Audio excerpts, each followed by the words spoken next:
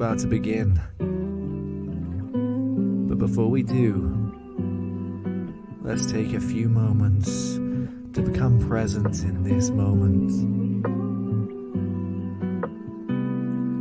Allow your body to move with the beat of the music, if you please.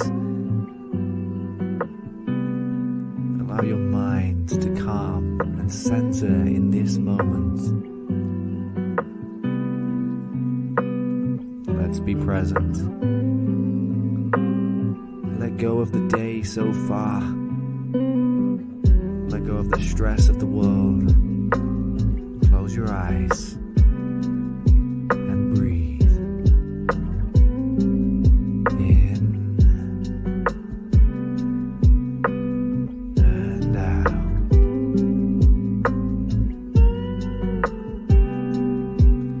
Breathe in and out. And just continue this rhythm.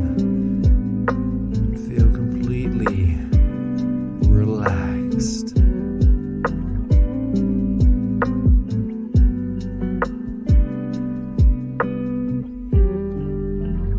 You're excited to begin? I know I am.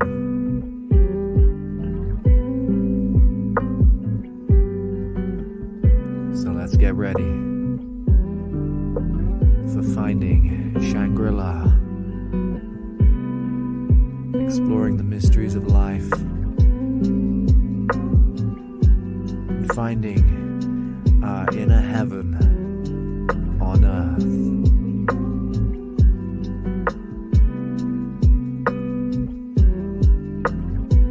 Get ready to dive right in.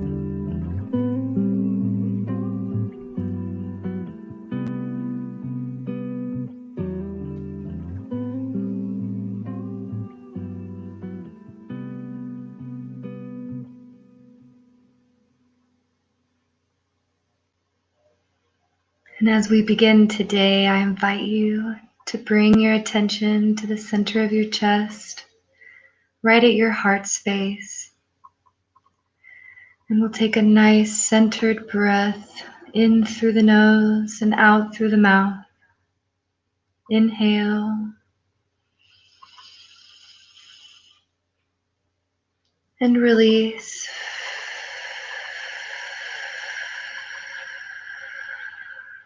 Allowing your body permission to relax on the exhale. Maintaining our focus on this beautiful heart space, we're going to bring a green light into the center of our chest and allow this light to grow and expand, moving through your shoulders, down your arms, down your torso, into your hips, to your legs, and all the way to the tips of your feet. Filling your light with this beautiful green energy. Filling your body with love. And as this light moves through each part of your body, giving it permission to relax and release any tensions that it might be holding from the day. And we'll bring this energy down through our feet into the earth and allow it to grow into the layers of the earth, becoming deeply connected. And you can feel the warm love from the earth as it moves through your energy. And we'll take another breath in together. And exhale.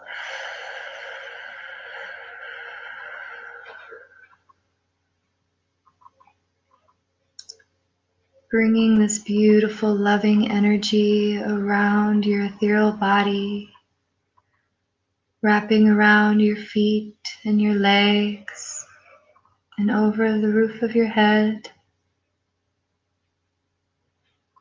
And from here, I invite you to imagine a silver light pouring down into the crown of your head, pouring through each energy center from your crown to your third eye, to your throat, and back to your heart, pouring down this silver liquid energy through your heart to your solar plexus, to your sacral chakra, and all the way down to the base of your spine, ending at the root. And I invite you to take one more grounding breath in.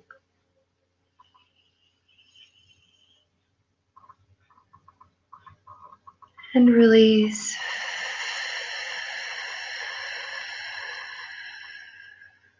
Allowing your space to be filled with peaceful love.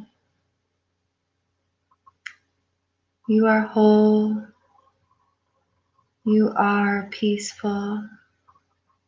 You are loved.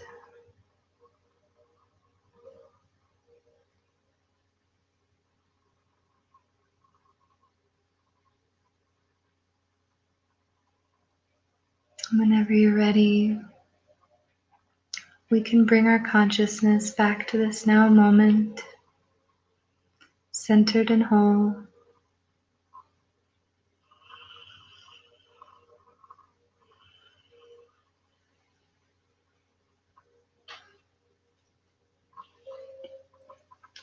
Beautiful. So, there is some feedback, Kristen. Do what? I'm sorry. There's some feedback through your end, I think. Oh, it's gone. Okay. Okay, welcome to Finding Shangri-La, where we're on a quest to explore the human experience, consciousness, and what makes up the universe. What is the purpose of existence, of human life, and how can we use this to create heaven on earth, a concept that man has been trying to figure out for millennia. But maybe it's closer than we've been made to believe. Perhaps our Shangri-La, our heaven on earth, has been right in front of us, or even within us this whole time. So a little bit later on, we will be joined by Sifu Boggie, who is a Qigong master and a Daoist. Who will be sharing his insights on self-healing and how we can use past trauma to heal ourselves inward and outward, and how trauma is actually the biggest teacher that we can find in our lives, but also how Taoism and finding our flow of life can help us in the same way as transmuting darkness into light. And the whole concept that healing is purely it's something that you have to be a healer, you have to be a Reiki healer, you have to be some kind of philosopher, or you have to be a hippie or a Wiccan or a pagan or whatever, is society's construct of what healing really is. When you go to a counselor, you go to a therapist, you go to a doctor, you go to a chiropractor or a herbalist, whatever it is, you're finding ways to heal. And in shamanistic culture, healing is probably the most fundamental aspect of the human being. We're born into this life, and we have things that we have to heal from regardless. The second we're born with trauma. Coming out of the womb, that's a traumatic experience, although it's something we all have to do. And there is a huge correlation between shamanistic cultures and the way that they live, the way that they perceive the world, and their health. You very seldom find a native Aboriginal indigenous culture that is riddled with things like cancer and disease. They tend to be very healthy. They tend to live to a fairly decent age, and they use plant medicine, natural medicine from the earth, and they tend to have very shamanistic beliefs and views and perceptions of the world. You look at the Amazon rainforest, for example, there are tribes there that have never had human contact. There is a tribe off the coast of India that has never had outside people have tried. People have gone to the island and they've been killed. Out of the people there, they've never seen any. Obviously, they must have seen planes going by and ships going past in the ocean, but these islands have been restricted because this one group or this one tribe. Well, they even survived a tsunami not long ago, so they've survived everything the world has thrown at us, and they've been isolated on an island, and they've lived there for centuries, hundreds and hundreds and hundreds of years. And the fact that so many civilizations in that time, the time that these people have been on this one tiny island, they've seen countless societies and civilizations form, they thrive, and then they collapse. And we see that in native culture, we don't see the rise and collapse of society. We see a stability of society that can carry on for millennia. And we'll get into this in a little bit later. But shamanism, dates back, as far as we know, at least 100,000 years, and was our fundamental understanding of our universe, of our world. And the majority of the shaman teachings or shamanic teachings were about self-healing, self-discovery, and journeying work, and using your journeys between this world and the next. The what's the lower and the higher worlds, and the earth is in the middle world. Using our journeys between these worlds to bring back information, to transmute darkness into light, and allow ourselves to heal. But at the same time, there's a more scientific approach to this that doesn't necessarily need a shaman or a priest or a pagan, a Wiccan. You don't even have to be spiritual to understand the concept of self-healing. Healing is something that we all have to do regardless. And that's why if you're spiritual or not, you're going to go to a counselor or a therapist if you've got some psychological problems that are going on. So how can we bring this into light? How can we shave this facade of Wookiee cookie, whatever you want to call it, spiritual voodoo that society has thrown onto when you say, if you hear someone say, "Oh, I'm a healer," you instantly think of spirituality. You think, "Oh, you must be a hippie. You must use crystals and everything." Okay, that's a part of it. And again, crystals are also scientific. There's a lot of science behind crystals. But how can we rid ourselves of this shamanistic, not shamanistic, unrealistic is the word I was looking for, unrealistic expectation of what healing and self-mastery really is. So Kristen, I'm curious, what does self-healing or self-mastery mean for you? What is your perception of that? Absolutely. So I love that you bring up crystals, because it's one of my favorite topics, because it is very hoodoo voodoo, but there is also a lot of science behind it. So for me, if you just break it all the way down to the very basics of it, everything is energy. We all carry vibrations, and each energy vibration affects the human body differently.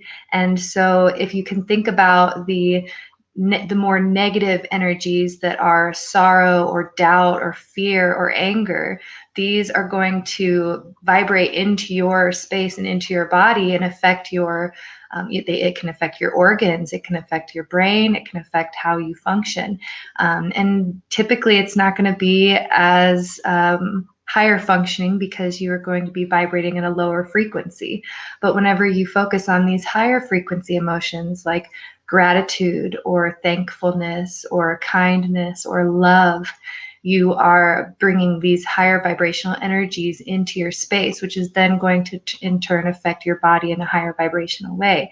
And it's very similar to how crystals do put off their own vibration. And so it's the idea is that if you are aware of the vibrational energies that you interact with and how they can interfere with your physical body, being able to kind of marry the two in a way that is promoting healing, and understanding that within our bodies we're always going to experience a fluctuation of vibrations, because you can't expect a vibration to stay flat, right? Because energy is always moving, right? And so just being aware of it, and then it's really like the alchemical process of working through these lower vibrational energies and bringing them into a higher vibration. And when I say vibration, I literally physically mean the actual vibrational energy that you see if you were to measure it. And I could go into that too, but visually it's very much how the frequencies move, and the fact that everything is energy. And so for me anyways, on my journey, self-healing has been really just about staying aware and always searching, never giving up, and always looking for those ways to be able to bring that in those higher vibrational energies into my space. Yeah, that's it. And the thing is, everything literally is and in spiritual communities, you'll hear that the term vibration, high vibration. Well, what we're really talking about is literal vibrations. You can use, tuning forks will show you how this works. We all resonate at a specific frequency, and a frequency is essentially just a vibration of space time. So when you think of the fabric of the universe, everything is made of the same stuff. And you can call this energy, you can call this particles, but again, view particles in this way. Particles are made of something, and everything in the universe is made of particles. So particles are made of the exact same stuff as every other particle in the entire universe. And this is what is known as the Tao, Qi, Prana, or in the Western world, energy. So when we talk about energy, we're really talking about the stuff that makes the entire universe the universe. Without it, there is nothing. This is the building blocks, or the divine, what's called the divine force. Or some people will call this God. And when we talk about God, this is really what we're getting at, is this divine energy that is behind the creation and the destruction of everything in the universe. And the great thing is, we can tap into this energy. And again, in ancient cultures, they knew about this. They knew that you can tap into the universal energy. And us humans, we're very clever, but we're a little bit naive. We have got into this concept, and again, this is doctrine that's been passed down over the centuries, that the universe is physical, it's material, and we cannot change it. However, the ancient cultures have left us so many texts giving us exact reasons why the universe is not solid and how it's malleable and changeable. And they've given us so many, well, they've even left us monuments and monoliths and all around the world. And the only way that it's possible for them to have built that then is to know about the universe and how it really works. Because Nikola Tesla once said, if you want to understand the secrets of the universe, think in terms of vibration, frequency, and energy. Now, what he's saying here is everything in the universe is governed by those three things: vibration, frequency, and energy. Okay. Now, when you take an energetic force and you vibrate it at a certain rate, that becomes a frequency. That is the frequency of the object. And science will say, oh, what is a solid thing? A solid thing is a bunch of particles that are jumped up next to each other. If you want to burn those particles, make them rub against each other really quick, and it'll build up heat and bang, so we literally see with science, everything is made up of this energy that's bouncing around. It's constantly moving in some way. It's never quite perfectly still. It seems still to us because of our perception of our universe, our view through these slightly wibbly wobbly eyes that can't quite see what's there. We're only seeing 1% of the spectrum, guys. We're only seeing 1% or less than what's actually out there. So if we believe that the reality that we see is what we're actually seeing, that's true naivety at its best. It's almost ignorance to believe that we are seeing all of reality. So when you begin to get into that mindset that actually there's 99.9% of the universe that I can't see, and everything's made of energy. I'm made of energy. I'm made of the same thing that lights the sky every day and the thing that lights the sky at nighttime. I'm made of the food that I eat, and the food is made of me. And this technology is made of everything. Suddenly you start to see, well, nothing is impossible. Suddenly, everything in the universe is made of stardust. And we can take this into another way. If you ever think you're not worth it, just think that once upon a time, you were so powerful in the universe that you had the potential to give life to billions of people. So just think, one day our star in the sky now will explode, and the particles that are currently making up that star may one day make another human being. So if you think you're not worthy, maybe that other human being, maybe you in the next life, or maybe that was you from a different star millions of years ago, millions of light years away.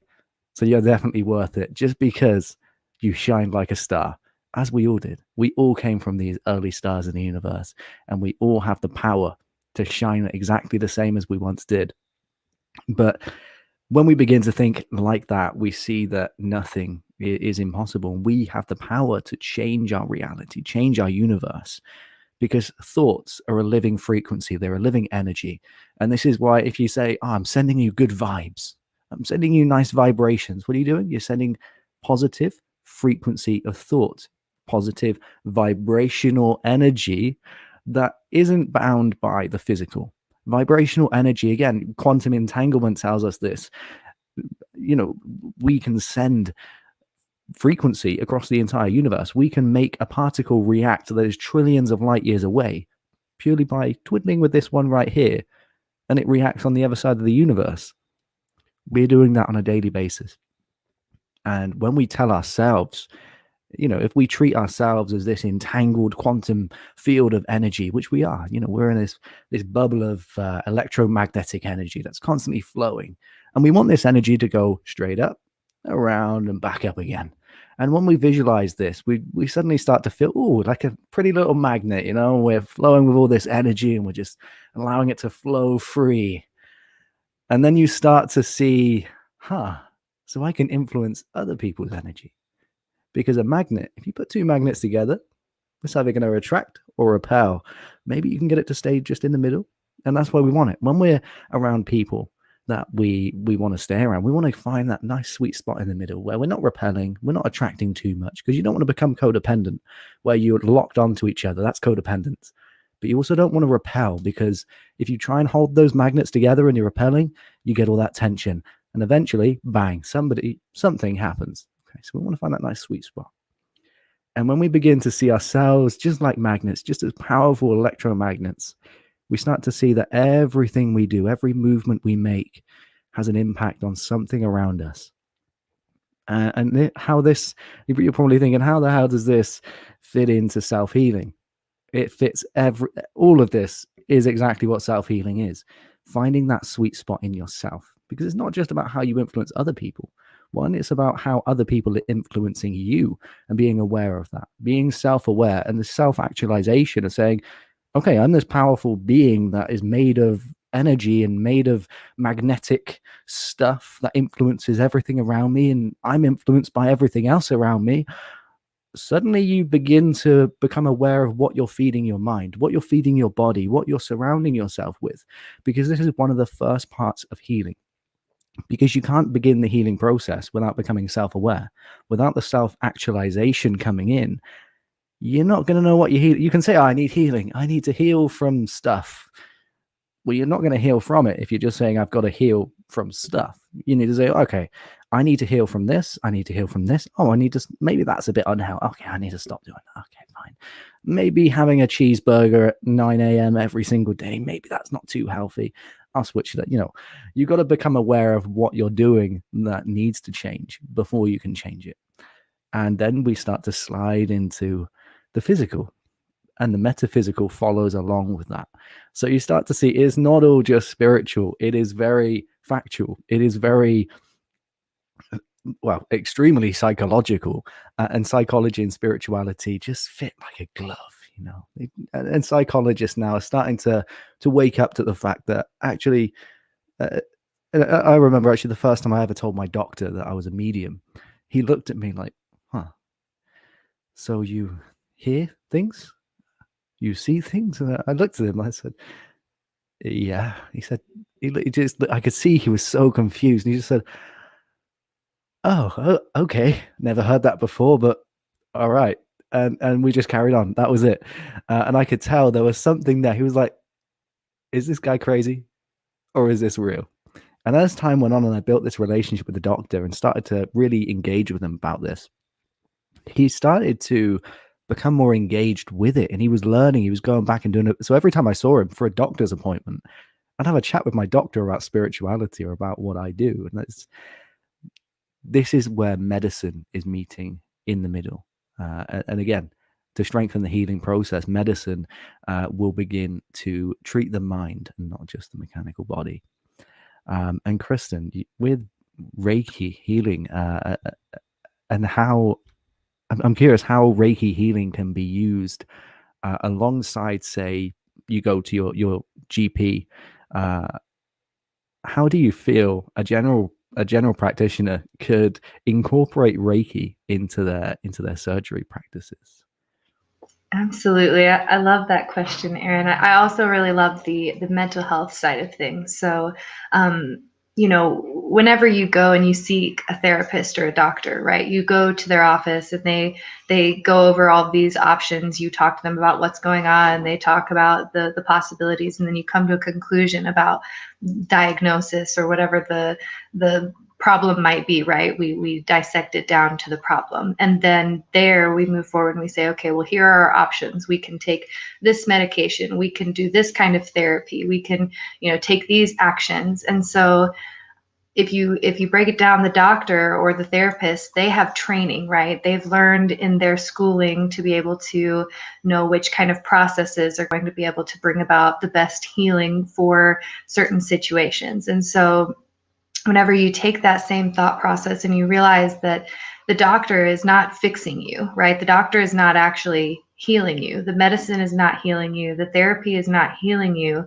You are healing yourself by simply taking part in the therapy or by utilizing the medications or by, taking the actions of journaling or whatever the processes might be. And so to understand that the doctor or the therapist is simply the tools they are giving you to be able to use your power to step into those healing spaces. And so if we take that same thought process and we move it into the world of spirituality and in Reiki or in shamanism, and you say these Reiki practitioners or these shamans, they have been through training to learn different tools and techniques to be able to give the client or the person seeking the healing to be able to utilize their own. So in Reiki specifically, if you break it down, Reiki is universal life force energy. It is the energy that runs through all things, all beings, everything that exists within this planet is Reiki. And so this is one of my favorite things to tell people is that, yes, I have been trained, I have been attuned, I have been taught how to be able to show others how to utilize Reiki. But whenever I work with my clients, I am not giving them my Reiki. I am not healing them with my energy. I am simply utilizing their life force energy and working it into their bodies and healing within their bodies. And I know in my own practice, I actually use a meditation technique for my clients to be able to really drop into their own center and find that that mindfulness state of being aware. And so it really helps to even reinforce that knowledge of, this is coming from within me. I am seeing, and it always amazes me after my sessions, my clients will be like, wow, I saw green and I saw purple and yellow. And I'm like, oh, did you, when my hands were here or here, what colors did you see? And it always aligns with the chakra colors. And so it's like, and then to be able to go into it and say, okay, so you were seeing the chakra colors as we were working through those different centers, the different energy points. And, so a lot of working with Reiki is simply, understanding the principles that we are all healers. We all have access to this energy, just as anybody could step into the role of being a doctor or a therapist. But it's a matter of, learning the tools and techniques to be able to be most effective in these spaces that you're holding for other people to aid in healing. And so, and I think a lot of the times too, especially whenever we get into a relationship with a doctor or a therapist, it's like, oh, I need to go see my therapist every week in order to be okay because they are healing me. And I think that's where we find a lot of the times we don't get as much out of those sessions. It's just same with the Reiki. If I go to my Reiki master and I say, oh, this Reiki is not working. I have to go every single week in order to get an attunement, and it's like, well, that's because somewhere inside of me, I'm not seeing my own power to be able to heal, or I'm not doing my exercises or my journaling or whatever, whether we're working with spirituality or the physical doctors. Either way, if you're going to really integrate that healing and take those steps forward, it's going to require action on your part. And so just being able to take that responsibility and seeing that you are worthy of taking the responsibility, because I know a lot of the times whenever we get in these situations of needing healing, it's because we've gone through something that has hurt us or brought us down, or taken something out of our life. Typically whenever we go to the doctor, right, I'm not going to just go to the doctor on a happy sunny day and be like, hey, can we do a checkup, am I okay today? Because it's like everything feels fine. You go whenever you're sick or you're not feeling well. And so for me, working with Reiki is so beautiful because it gives us the opportunity to actually help align our energy and bring healing into our spaces without it getting to a place of devastation or hurt before we seek that help. And so I know for me anyways, just maintaining those mindfulness practices and really being aware of your own self and your own mental space, like checking in on yourself every day when you wake up and say, hey, how is my mental state today? Am I okay? And if not, what can I do to bring more healthy, energy into my space? So. Absolutely. And I'm glad you brought up the, when we need healing is because we've gone through something. And there is a Hawaiian healing technique called Ho'oponopono.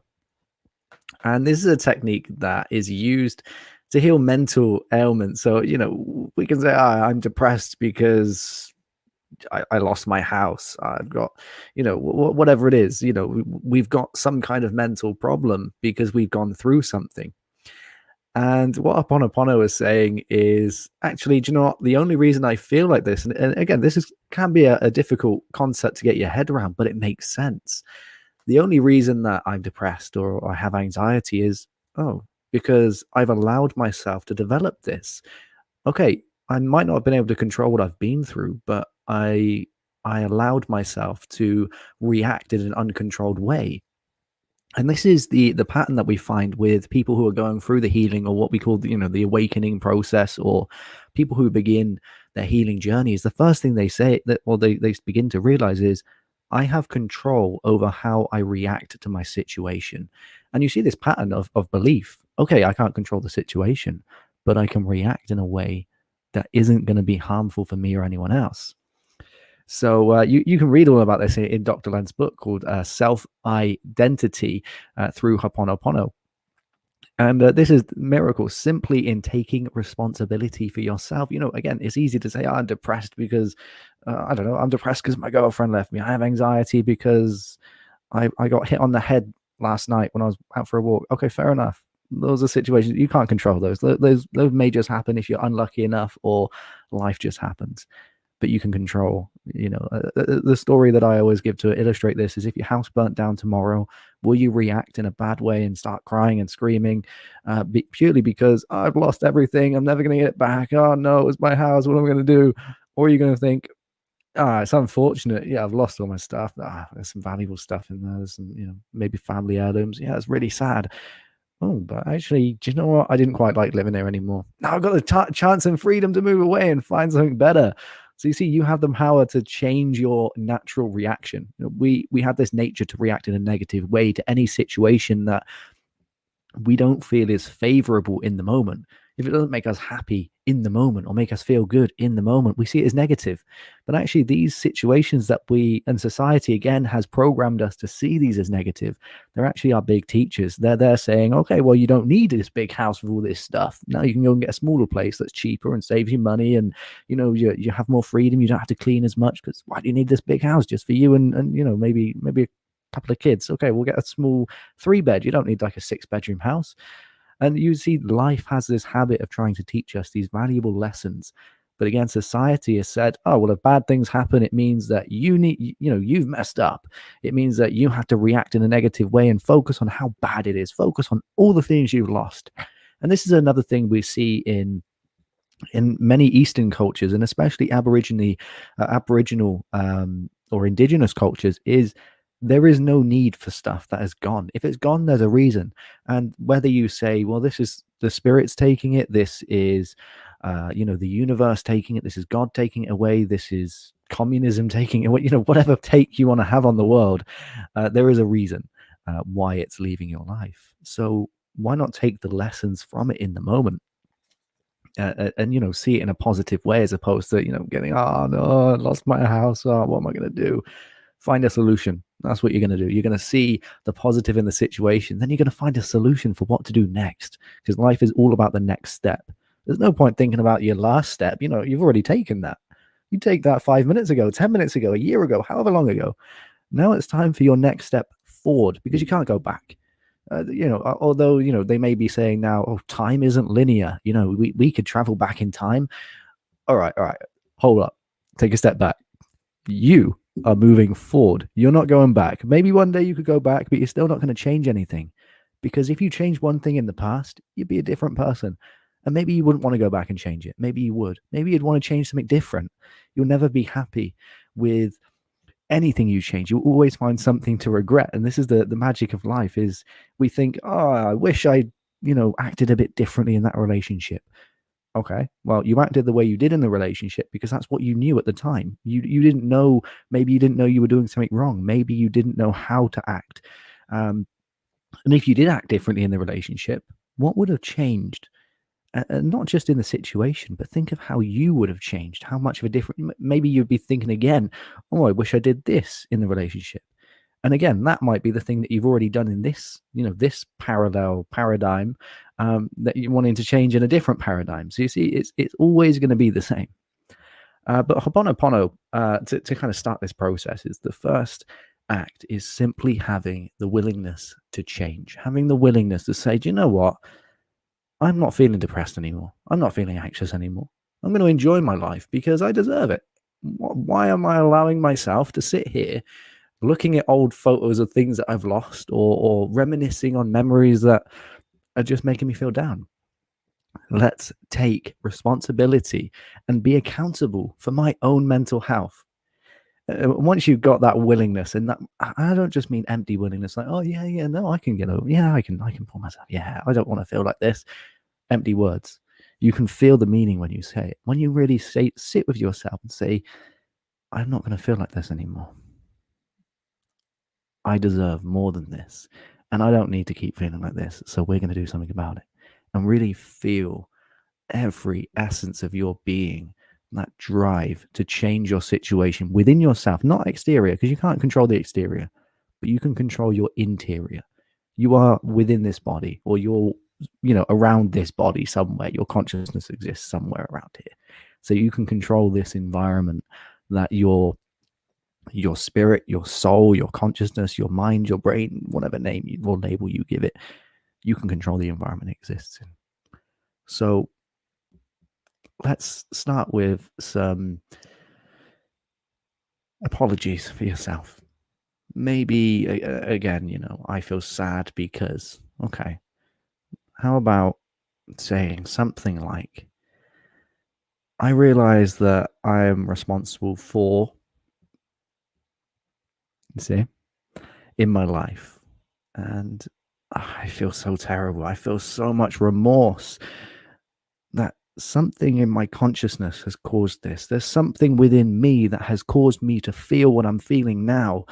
And I am so, so sorry for allowing that to happen and not noticing it sooner, not taking conscious action to change how I'm feeling, and allowing my own consciousness to take over me and tell me how to feel, dictate to me what emotions I'm feeling in every day, or even when I think of an old memory from the past. I am so sorry for allowing myself to get this out of control, that I now need to seek help for my own mental health from other people. I am sorry enough that I am going to take control of my own psyche and my own mind, because at the end of the day, no one else can fix me. I don't need to be fixed, but I'm sorry that I've allowed myself to feel like I do. And when you sit with yourself and say that, or your own wording, choose your own wording, but that's just an example. Okay, feel it. Don't just say, oh, I'm sorry for allowing myself to be depressed. Sarcasm won't get you anywhere with self-healing, I'll tell you that now. But it's meaning it, really owning yourself and being true with yourself. Be authentic, but come from the heart. Allow, because it's only you. Are you going to lie to yourself? Really? Be honest with you, because it's only you that it affects ultimately. But once we've apologized, you're going to want to simply ask for forgiveness. You're going to want to just ask yourself to forgive you. Just, you've said you're sorry. You've really felt that, and you've really meant it. And if somebody else says something, and you can tell there's genuine remorse there, what are you going to do? You're going to forgive them, right? Because you can tell how sincere it is. So now you've been sincere with yourself, and you've really meant it, and you've really just poured your heart out to yourself. And you can even do this in front of the mirror, so you're really looking deep into yourself as you're doing this. But just ask yourself for forgiveness. Simply, please forgive me. I didn't know any better, but now I do. And now I want to take conscious action, and I want to change how we're feeling. And say, I love you, and really mean it. Say it with conviction. Look yourself in the eye and tell yourself how much you love you for exactly who you are. And I don't care if, maybe right now you don't mean it. Maybe right now you don't love yourself. But tell yourself you love you like you do mean it. Look yourself in the mirror, because, you've known yourself your entire life. So how you see yourself, I don't care what you say. How you see yourself is not how you really are. There are a million people in the world that could love you more than you can ever even think that love is possible. But you won't think that's possible because you're so used to being you. So when you look at yourself in the mirror, and when you tell yourself you love you, imagine seeing you from somebody else's eyes. It's not you. You're looking at somebody else, and you're telling them how much you love them. And when you can say this to somebody else, like you truly mean it, and you can feel the emotion starting to pour out of you, you feel your eyes start welling up and your voice starts to crack and break because you love that person in the mirror so much, then you can realize that person in the mirror is you. And then you won't need the mirror anymore, because you can close your eyes and you can send the love straight to yourself from yourself. You won't need to look at a reflection. You won't need it. But that's just where you start. Look yourself in the mirror. Say you're sorry. Forgive yourself. Love yourself. And those are the 3 steps of Ho'oponopono. Sounds fairly easy. It can be. It's how you make it. And the same with everything in life. It is exactly how you make it. And Ho'oponopono is about making it how you want it, not making it how your consciousness or your psyche has made you make it. So important, isn't it? Just being able to understand that self-love aspect and how powerful it is whenever we find that love from within ourselves. I know it's been a big part of my journey to be able to really focus in that finding the peace and love from within my being, because if you take the extra steps that Aaron just discussed in the Ho'oponopono, or there's all kinds of other techniques you can use to find that peace in that center. And it is a process. It really is. You have to be gentle with yourself as you learn and as you work through these processes. But I could tell you that once you find that love and that peace from within yourself, you no longer search for that from other people or from other situations. And so you find yourself in a situation of, I'm feeling sad today. And maybe in the past you might have gone out and said, I'm sad today, so I'm going to go shopping and buy new clothes because that's going to make me feel better. And then sure, temporarily while you buy the clothes, it feels good. But then you come home and you sit down and you rest, or you do whatever it is you do for the day, and you're still sitting with those emotions and those feelings.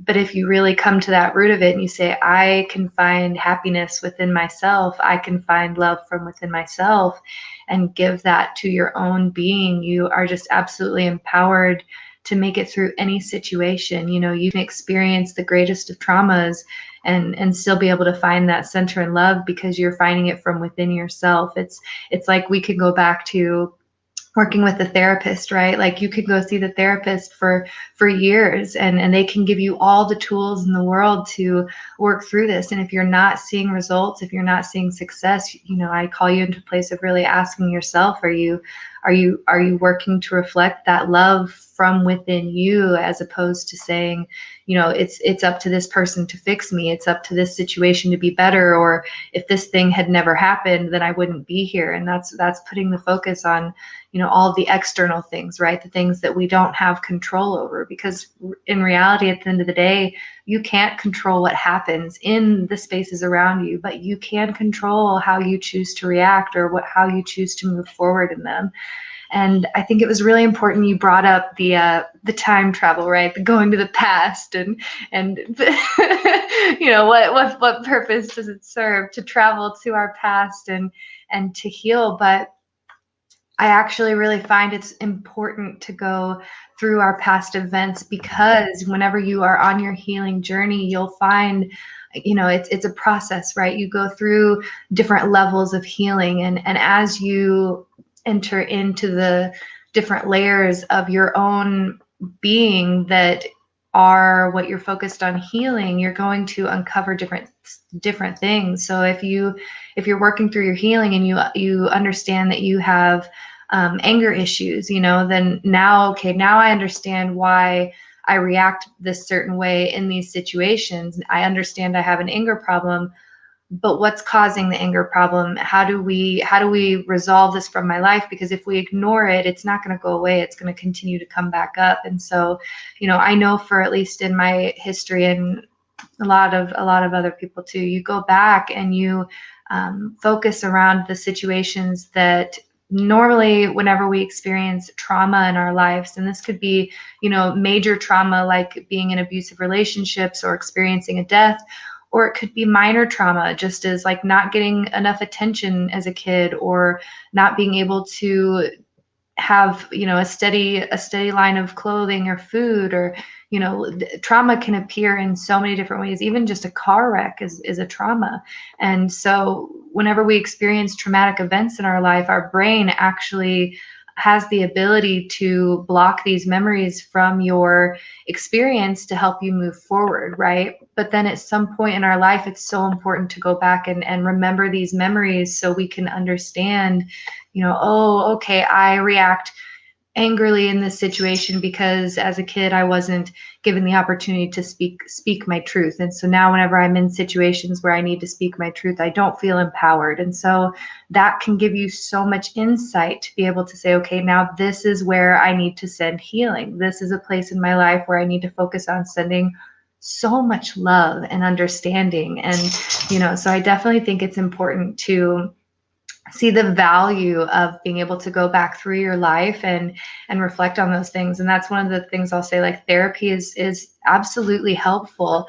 I know there's a process called EMDR, EMDR therapy, electromagnetic dissonance anyways, but it's basically a tapping technique or a finger moving technique where they help you focus and connect the left and the right hemisphere of your brain. And so you're connecting these pathways, these neural pathways, to be able to reflect back on your trauma and bring to light maybe what has been hidden.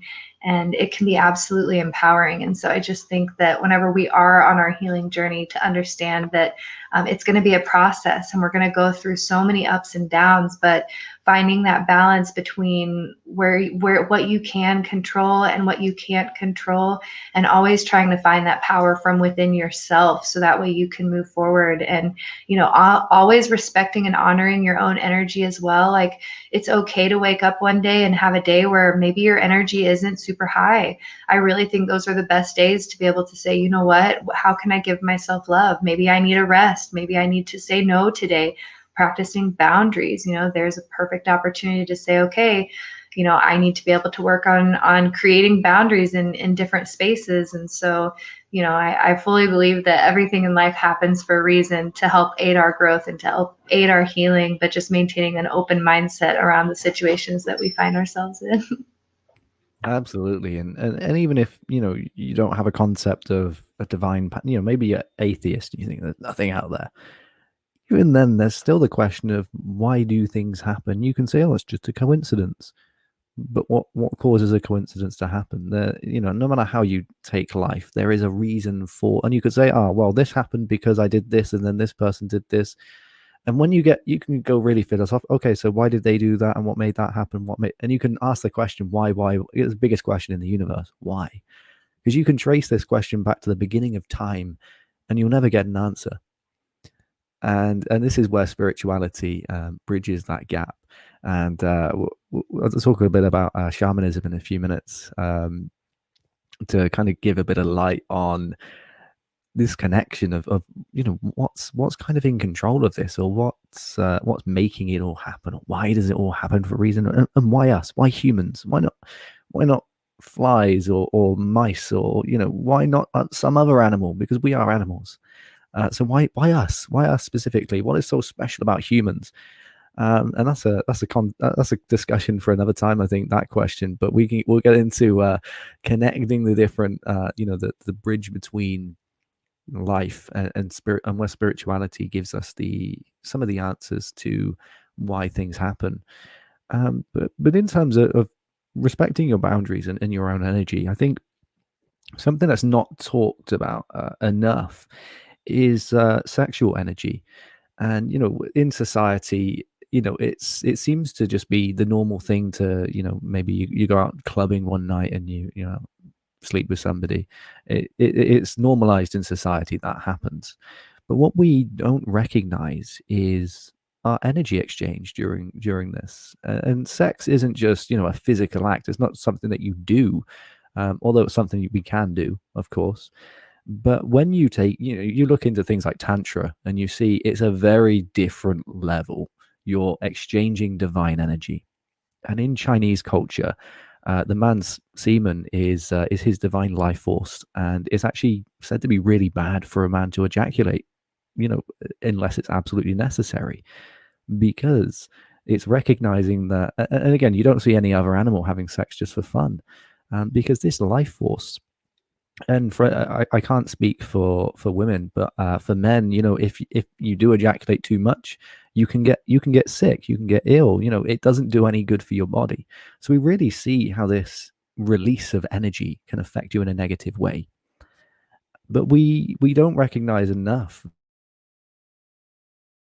that actually, when you are that intimate with another being, you're exchanging your energy with theirs, and they're exchanging their energy with yours. And if you are sleeping with somebody who isn't giving you good energy, you're going to soak that straight up. You are going to soak up that bad, negative, horrible energy, and it's going to become part of you. Because we can look at it physically. Okay, there's a part going in another part. Okay, but look at that in the energetic body. There is also energy going into other energy and integrating together. And how do you think a baby is formed? Energy from one person goes to the energy of another person. This is how an egg is fertilized. It's quite literal in that sense. And again, we spoke a few minutes ago on how everything in the universe is magnetic energy, and everything is energy. So literally, an egg and a sperm is just made of energy integrating in between two different beings, or two people, if you like.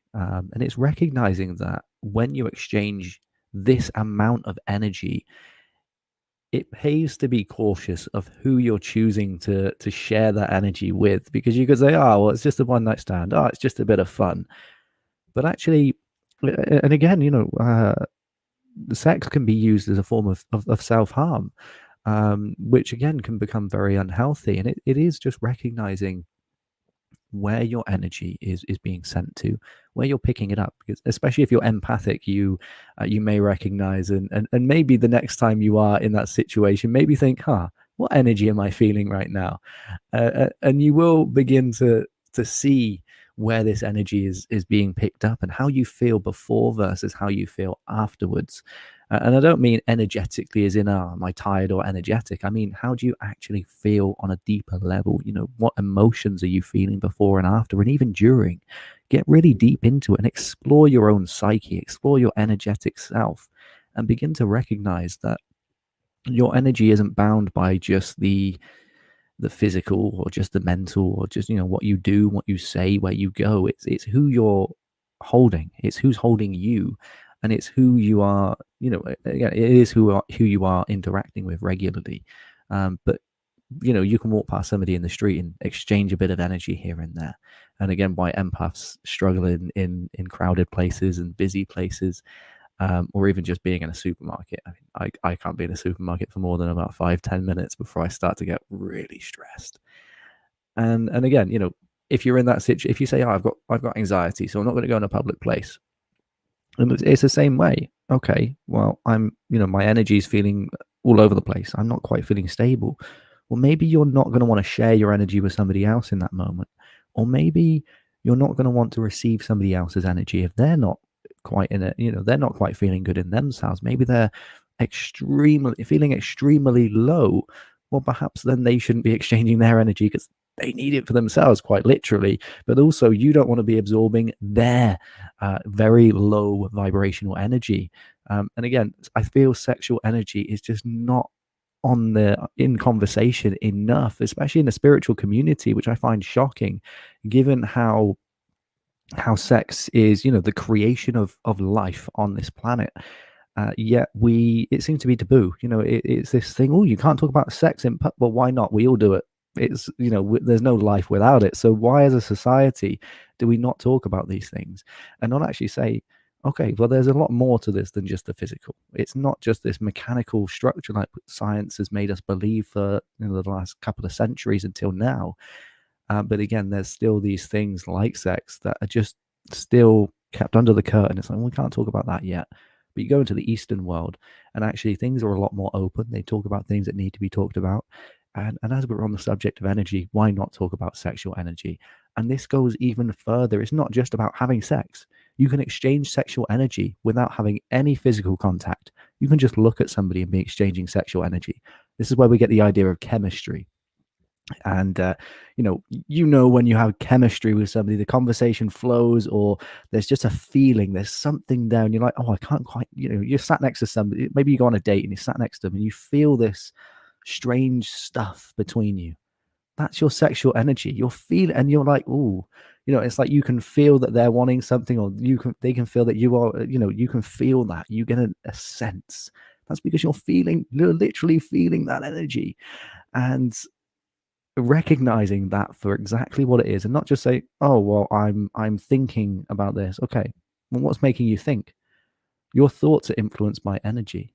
And again, just recognizing it for exactly what it is, and not sugarcoating it, not hiding it and giving other names. Just speaking it for what it is and getting it straight out there, and not avoiding these subjects that society has made taboo. No, absolutely, Aaron. It's such an important topic, and you're right. It's not being discussed enough, because it is so important that we are careful with the energy that we do exchange with other people. Mindful really is the important thing. I know you mentioned, for males, how utilizing this energy more can be quite draining and affect you physically. I will say that your sexual energy is tied to your sacral chakra, which is tied directly to your life force energy, the thing that runs through all beings, right? And so if you think about it in the fact that, like, sure, energy is it is limitless. It's untapped. You can bring in as much energy as you want, but if you are overworking a certain energy channel, which is kind of how I like to think about it. So like if you are, let's bring it to the throat, and we're focused on building our throat chakra, and so we work on speaking our truth, right? And we speak all the time, and we're working on speaking. Well, then your throat chakra becomes very open, and you're able to just speak very clearly from what's inside, right? But if you don't put thought into it, if you don't be mindful about it, you might just start speaking a bunch of stuff that doesn't actually relate with what you're talking about, because your throat energy center is very open and you're able to communicate and all of this. So it's, if we bring that same thought process to our sacral chakra, our sexual energy, and we say, okay, so if we're just releasing our sacral energy all the time and not harnessing it all and just allowing it to flow wherever, then we're not being mindful with it, right? And so it's not going to have as much impact as it could as if we utilize it mindfully. And I I know it's always so important to, like, to just keep in mind the energy of the other person that you are engaging with, because whenever you are engaging in sexual acts, whether it be the physical or even just the there's lots of different realms within sexuality that we could go into that doesn't even have to do with being specifically physical. But whenever we focus our sexual energy with another person, we are exchanging our sacred life force energy with this other person. And so if you have, a healthy flow of life force energy, you're feeling very balanced and grounded, and you connect with somebody else that is also balanced and grounded, or at least along the same vibrational frequency as you, then you guys are enhancing that energy and bringing more of that into the universe, right?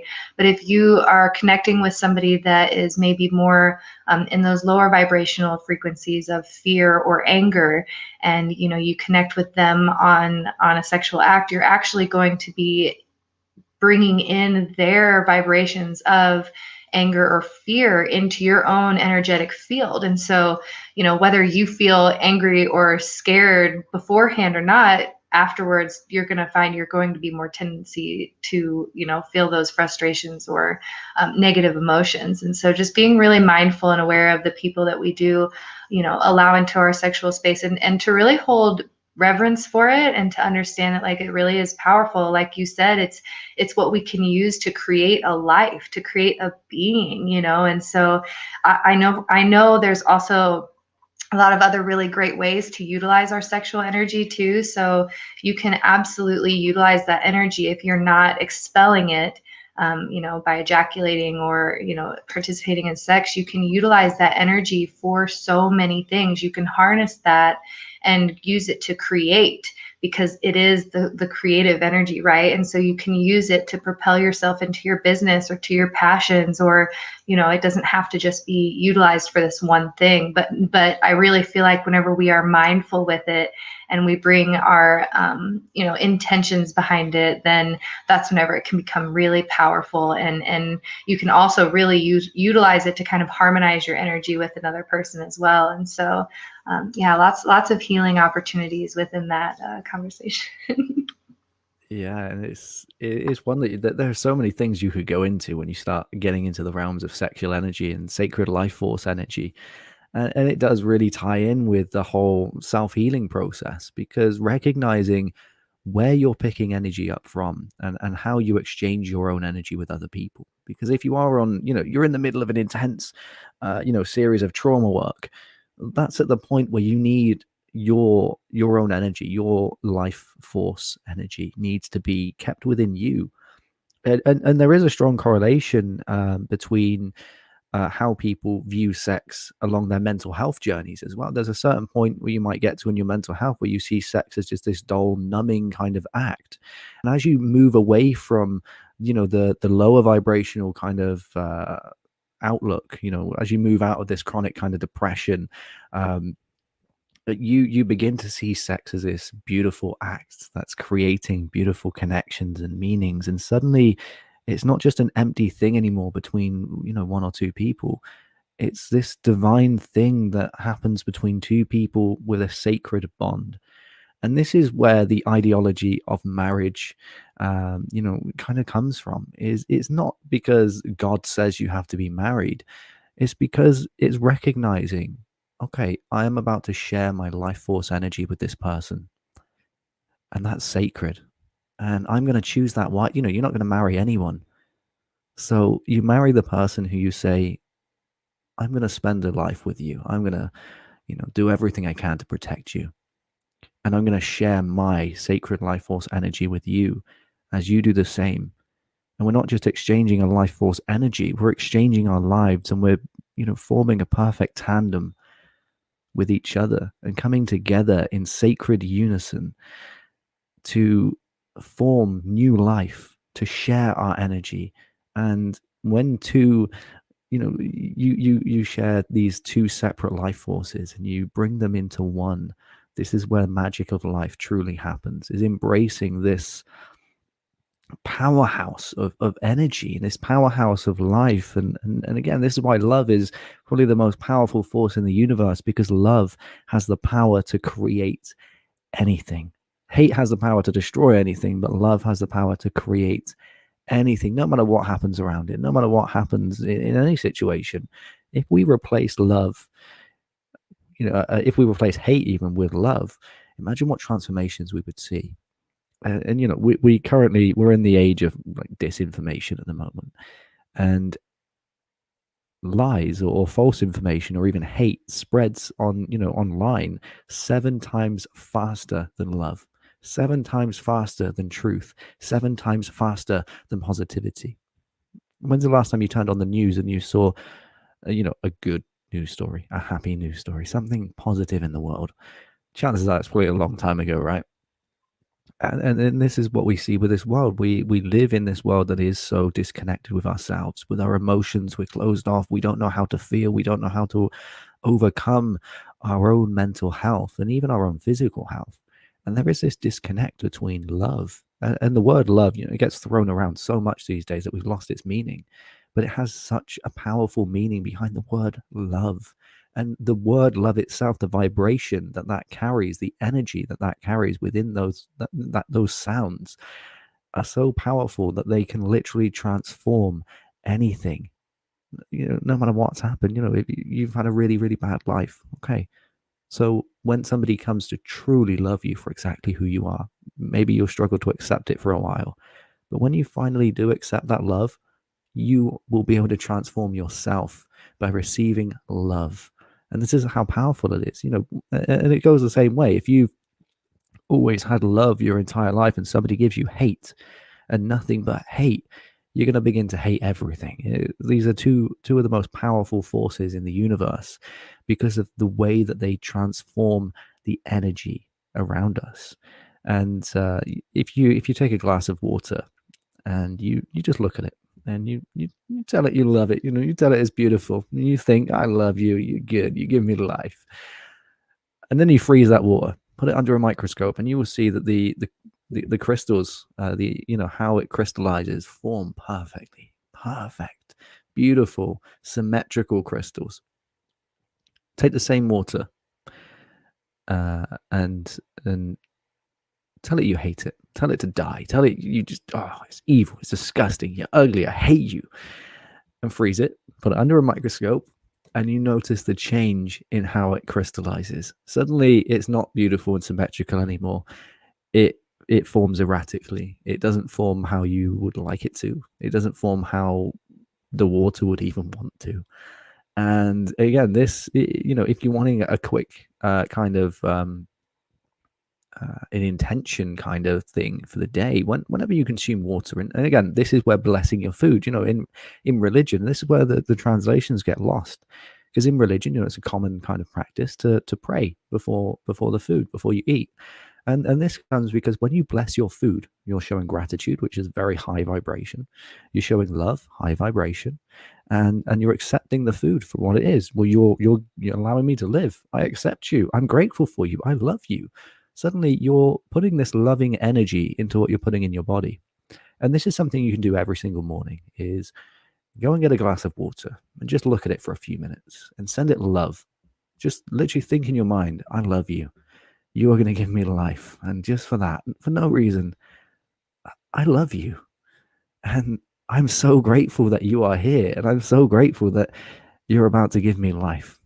And for that, I love you. And then drink the water. Simple as, just drink the water. Because 70% of your body is water. So if we're carelessly putting this, and again, if you live in a city, if you live in a town where your water's treated, chances are your water's been through a lot. All right, your water's been through a lot.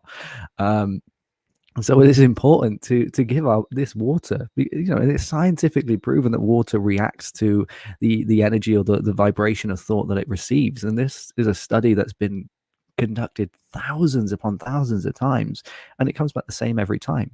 So again, as a society, we've got to start recognizing that what we're putting in our bodies need our attention. We're not going to go and have sex with any random person who maybe we hate. So why do we put food and liquids and stuff into our body unless we love that too? Because again, anything you put into your bodies, you want to put it into your body with love, and you don't want to just carelessly, put anything in your body. And again, this is as you move through the healing journey, you start to become more aware of what you consume and what people you surround yourself with.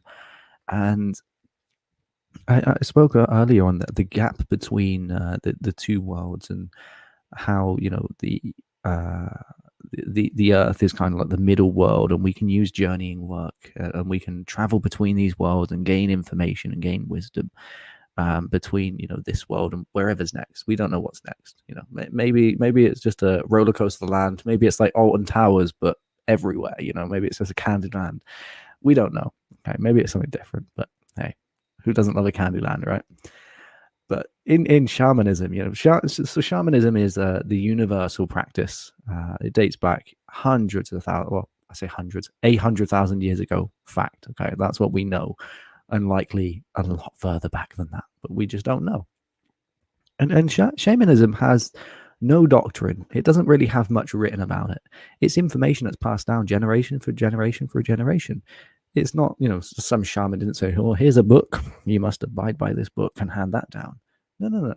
It was taught to his children, and then her children, then their children, all the way down through the ages, and it survived with no writing, just through word of mouth and teachings. And the term shaman comes from Siberian indigenous culture, and it's traditionally seen as meaning one who sees in the dark, or a healer, and this is where we get this from. But it also means the one who knows. Okay, so the one who knows things that are not of this earth. Okay, and it comes from the Tengerism, which again means reverence for sky spirits. Okay? An age-old belief system that respects all things, everything in the universe, everything in the world is connected, is alive, and we can see this apparent in the world. You look at the symbiosis in nature. You look at how the fish gives the coral reef food, and in exchange, the coral reef gives the fish a place to live. And without the fish, the coral will die. Without the coral, the fish will die. So you see this symbiosis of the universe where everything happens, everything works just because it does, because it wants to, because it needs to. Without that balance, suddenly it doesn't work. It's kind of, like the planets and the sun. Maybe not the best example, but, you can see how the sun gives life to the planets, but the planets give the sun purpose. Because who else is the sun shining for apart from the planets within its zone? These planets are going, "Hey, give me some light, baby." And the sun's like, "Hey, sure, here you go."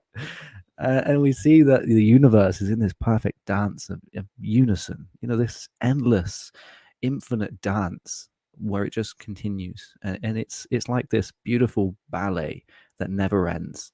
And shamanism goes into this, and it says, well, everything in the universe is connected, and there is this divine force, or this driven force behind it all, and that universal force holds everything in balance. Without that force, everything falls apart. And again, like the atoms are made of something that we call energy, the force that drives everything. Without that force, everything falls apart, and it's what holds everything in the balance.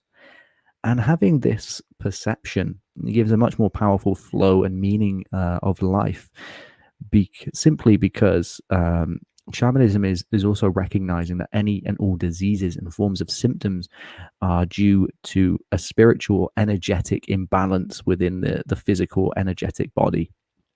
And this just needs to be transformed and brought into a higher vibration so that you can rebalance and transmute any symptoms or disease. And we know, Dr. Bradley Nelson's book, The Emotion Code, says that emotions get trapped in the body. These emotions can cause diseases, and stress is the biggest killer, right? Stress causes things like cancer and tumors. So we can really see how emotional energy causes disease. So emotional imbalances energetic imbalances, because emotions are just frequency, they're vibration of thought. And we know that anything in the universe is just a vibration, it's just a frequency. So again, thoughts are physical things when we begin to look at it in that way. But shamanism, in many ways, has been kind of the top dog of the inner healing for at least the last 100,000 years, because of the power behind the methods for healing. Via the help of spirits from both the lower and the higher planes. And the earth is kind of this little place in the middle where we have access to the upper and the higher and the lower. And we have these spirits in different realms that are there to give us different information and guide us in different ways. And shamanism is really going into this and tapping into this universal energy, and also the spirits that are there to guide us. So the use of journeying work and the respect to nature, which funny enough, is exactly what's going on now. We're seeing a rise of spirituality. We're seeing veganism go up, plant medicine, everything everything nature is suddenly becoming a trend. We're starting to find our shaman roots again as a society. And shamanism was kind of wiped out by religion, thousands of years ago, and it's making a big return. Shamanism has never been more popular than it is now in society. So many people are learning, how do I become a shaman? What do I do? How do I kind of tap into this? How do I work with nature? And many people are working with this kind of shamanistic way of being without even realizing it. You might not describe yourself as a shaman, but you're living in a way that any shaman would be proud. There's many people out there who are doing this right now. And how we use journeying work, is to just sit with an intention and think, okay, what do I want to learn from this? And in a shamanic ceremony, you will hold this intention. And this is where the ceremony plays a really big part in getting into this journey, because it's getting you into this trance-like state, this meditative state, that your consciousness starts to fly all over the place. And this is when you get this, and many shamans, you develop clairvoyant abilities, you get clear sight. And like through when I lead meditation sessions, when they're group sessions in person, it's having the ability to see what the person is seeing. So if you're guiding them into a meditation, it's using your vision and seeing what they're seeing, so you know where to guide them, so you know what they're needing, what part of their body is responding to whatever's happening, so you can heal them through this. And this is just purely just tapping into the energy of the universe, because this energy isn't just solid. And again, we're seeing 1% of the visible light spectrum. So imagine if we could turn off this 1% and switch on another 1%. What world will we be in? And you can look at parallel dimensions in this way. Maybe it's just we're flipping the switch on what percentage of the spectrum we're seeing. It's kind of like being colorblind. Green might be red to one person, so they look completely different. And when it comes to journeying work, the ancient Hindu yogis, they sat there and meditated, and they went through journeys through each chakras and awakened. This is the kind of first kind of stories of the Kundalini awakening, which again is far from what we're told it is today. But they managed to gain wisdom into how the universe was made. And if you look at the Hindu planetarium, wow, it is so accurate. The measurements they have of each planet in the solar system is extremely accurate. And science today has proved what has been written in Hindu scriptures for the last 4,000 or 5,000 years. And science is only just catching up to that now. 4,000, 5,000 years after it was written, they're only just catching up. So what has happened with shamanism? Why are we so disconnected still? If it's taken us 5,000 years to get the secrets of the universe, why has it taken us 100,000 years to rediscover shamanism and natural medicines? And again, speaking of natural medicines, this symbiosis of our universe, everything is there to be used. The certain tree barks are there to be used for some purpose. Like ayahuasca, for example. Can do absolutely incredible things for our minds, for our consciousness, for journeying. And I had an experience with salvia not too long ago, which is used in I think Mexico by shamans for journeying work. And your conscious reality, I mean, you have your eyes open but you're not seeing this reality. You are in a completely different dimension. It is unlike any other experience I've ever had. And you can really see how their use of things like psychedelics and natural psychedelics like ayahuasca containing DMT, salvia, mushrooms, even cannabis is used by shamans around the world. And you can see these natural plants are used to go deep within the subconscious, and especially with salvia, whatever needs to come out of your mind will come up. And we can talk about psychedelics till the sky turns red, and shamanism kind of follows on in the Eastern world, and although shamanism's become a bit lost in the Western world, it's still very rampant in the Eastern world, and namely Taoism. In Chinese philosophy, Taoism, again, just as the shamans say, everything in the universe is connected with this divine flow of energy. Everything is malleable. The universe isn't solid, and we can change this. We can use nature. We can use the flow of the universe to change our realities. And this is how our universal energy, the Tao, the Qi, the Prana, whatever you want to use it, can be used to treat any living being. And following from this, we have an amazing guy. He is a Qi Gong master, and he's also a Daoist, Mr. Sifu Boggie, who is joining us this evening and sharing his knowledge on how we can use the flow of Qi and the energy of the universe to heal from our past trauma, and how our past trauma is the biggest lesson of all. So huge welcome to Sifu. Hello, welcome. I don't know why I'm saying welcome, but thank you. You're welcome. You're welcome. Actually, listening to the whole thing of the shamanic medicines is that within Taoism, a lesser known shamanic side as such is called the dragon dog shaman. The dragon dogs, or called the food dogs, are if you ever see the Forbidden Temples, you've got this creature. Now, when the West saw them, they called them lions. They thought they were lions. But when you actually look at the face, and especially we're just about to hit Chinese New Year's celebrations, they do the lion dance, but when you look at it, it's not a lion. That's the same face as the dragon. It's a dragon dog. It's actually longar rather than long fu. So longar is dragon dog. And the dragon dog shaman, they believed very much lots of things. But one of the things, and within Taoism they believed, is that the medicines are on the outside, but they're also on the inside. So alchemy, Daoist alchemy, they said what medicine you have on the outside, you have on the in. And what they meant by that is, for example, DMT, dimethyltryptamine, is actually inside your brain. We actually produce it if you dream, or if you can visualize. If I say big black wooden purple chair, or wooden chair with purple leather seats and yellow studs, and if you can see that clearly, that means your dimethyltryptamine is, your pineal gland is open enough to actually access your visual cortex inside your brain to create those visions, to see them clearly.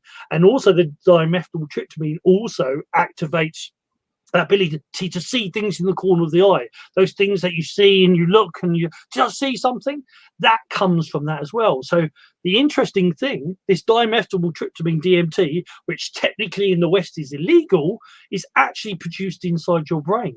And adrenaline, they actually did tests on adrenaline, which makes you hyper. It's actually 10 times more powerful than cocaine. So your brain is already a drug den. It's already a drug fact. You can create. Often people say, God, that Boggie, he's off his head. He's on drugs all the time. And it's like, no, this is all me. This is all natural.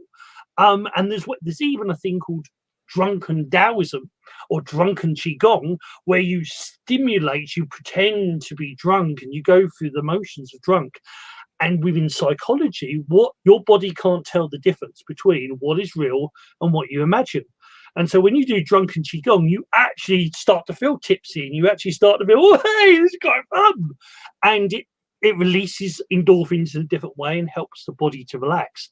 So you know, and you know, I've got great respect for the external alchemy and the external shaman and women, but that is not the only path. There are many ways, and you can as much do it internal as you can external, because you have the receptors there for it. Otherwise, it wouldn't affect you. So that's it. Absolutely. Kristen, do you have a take on that? Absolutely. So welcome, Sifu. It's always absolutely lovely to share space with you. Thank you so much for joining us today.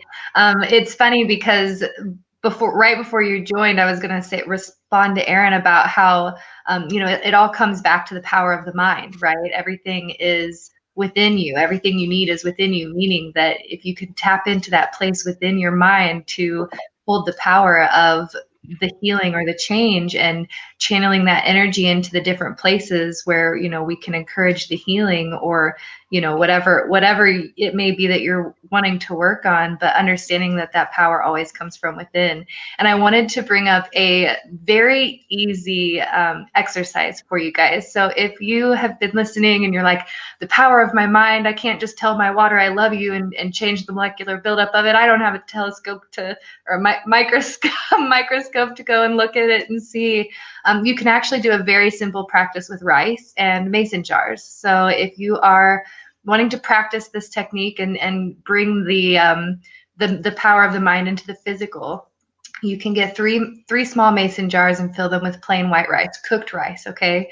And set yourself 7 days, okay? And each day you wake up and you grab one, you know, bottle of rice, jar of rice, and you say, I love you, you're amazing, you're so wonderful, you're going to do great, you're succeeding, you're awesome.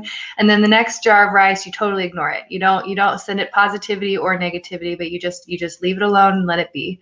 And then you can go to the third jar and you hold it and you say, I hate you, you're terrible, you're not going to succeed at anything, and you pour your negative energy into it. And you can actually see within that 7 days that the negative energy rice jar is actually filled with mold, and it's changed colors and it's really gross. And then the, you know, neutral one, it's generally somewhere in the middle. It's not, you know, it's not mold free, but it's not, you know, clean. But then you go to the positive jar and you'll actually find a lot of the times within that 7 days that there's hardly any, you know, mold in this jar of rice. So if you guys are looking for an experiment to kind of bring what we're talking about into the physical realm, it's a very simple thing. And then you can really see that, you know, and it's simply just using the power of your mind. You know, each jar has the same space to be in. You're not necessarily going to put anything in one jar or the other to notice the difference. But this has been replicated numerous times with very similar results. So I just wanted to add to that, if I may. Is that the one thing, do that experiment, but the one thing I would do the negative first, get the char out of your day. So get the char out, then like breathe and just do nothing and ignore the second one. And then the third one, I love you. So you're setting, not only are you doing the experiment, but you're setting your attention to getting the char out. It's a bit like, you know, having a shower, going to the loo, getting all that stuff out, being nice and clean, and then starting your day. So get out the char, be nothing, and then do the qi. And also, actually, science has already done that experiment with plants. They've actually had plants where there be positivity in one, negativity in another, and nothing in another. And you'd see these plants grow. And the interesting one they did with plants as well, they actually showed this, you know, this is a little bit controversial for certain people, like especially vegetarianism and whatnot, because they actually, with plants, they actually played heavy rock music to certain plants. Now, certain ones wilted, but certain ones actually thrived. And then they did classical music and harmonious music to others, and certain ones thrived and certain ones wilted. And that confused them. After knowing that, well, negativity does this, but positivity does this, is that how come rock music, heavy rock music for some will thrive and some don't? Is that the plants actually have independent consciousnesses, and they actually, some like the rock music, some like the classical music. And, you know, is in the ancient knowledge, they would say that everything is conscious. Everything is conscious, not just plants and life, but the water, the rocks, the tree, the house. And this is why feng shui, which is like, you know, the Chinese of energy in the home, is when feng shui, when not only a feng shui practitioner would would look at where the energy is in the house, but when you're building that house, they would make sure that the people building the house are of positive nature, because otherwise, if they're of negative nature, they're building negative energy in your house. But not just your house, even your business. If you're a business person and you're angry, don't do anything for your business, or for your, if you're creating something, don't do anything for it when you're angry, because you're putting angry energy into your business, into the thing that you want to create. And this has happened with pottery people and sword makers. If they were ever angry, they would go off to the woods, or they go and do qigong. They would always start their work clean. They would say dirty and clean. They would always start their work content, or happy if they could, or at least neutral, but clean. If they're angry, that energy goes in to the thing they're making. So it's something to be aware of. That is part of Daoist shamanism, is that everything is conscious and everything is energy. So the way you react to it affects everything, not just the living, everything. Over to you. Yeah, absolutely. And to expand on those experiments, they did experiments with identical cells. So they would take an identical cell and multiply it, and it's exactly the same cell. It's a cloned cell. And they would take 3 of these cloned cells that should, no matter what, be the same. They should react in the exact same way. And they put them into 3 different environments. And what they saw was that these cells grew different tissues in each of the 3 different environments, which shows scientists that the cells are conscious. And they had this thought, oh, well, it's a cloned cell, so all 3 environments will be the same. It'll grow the same tissue. So, but they saw that it reacted different in each environment. And this just shows when we, the environments that we put ourselves in, the energy that we send ourselves, and the energy that we create for ourselves. If you're creating anything, it's important to have intention behind that. And the reason where this philosophy comes from is do things with intent is purely because of what energy you're putting in. If you're wanting to build a church, but you hate religion, are you really the right person to build a church? Because a church is, the sacred place where people go to have a sacred experience. So if you're then tainting that with hatred towards exactly what you're building, it's not quite going to serve its purpose properly. And we can look at this in a very physical way. It's kind of like asking somebody who hates chocolate to go and enjoy a bar of chocolate. It's just not going to work. It's being intentional and saying, okay, is this the right thing for you? Is this the right thing for me? Is this the right time? Because, time can make a huge difference. As we know, the old saying, time is a great healer. Maybe you're feeling angry now. All right, well, maybe now's not the great time to go and make up with a best friend that you've had an argument with because you're still feeling a bit angry about it. Wait until you've cooled off and calmed down, and go back with loving energy, with the intent to make things right. And Sifu, I'm wondering if for everyone watching and then listening in on Spotify as well, would you like to expand a little bit on Qi Gong and what Qi Gong is and what it's used for, and the various uses in the sense of self-healing with Qi Gong?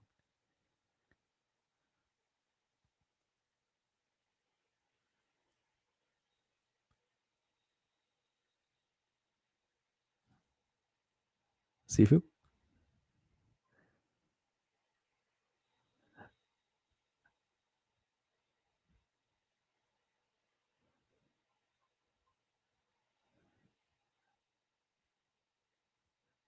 I'm not sure if the feed's gone.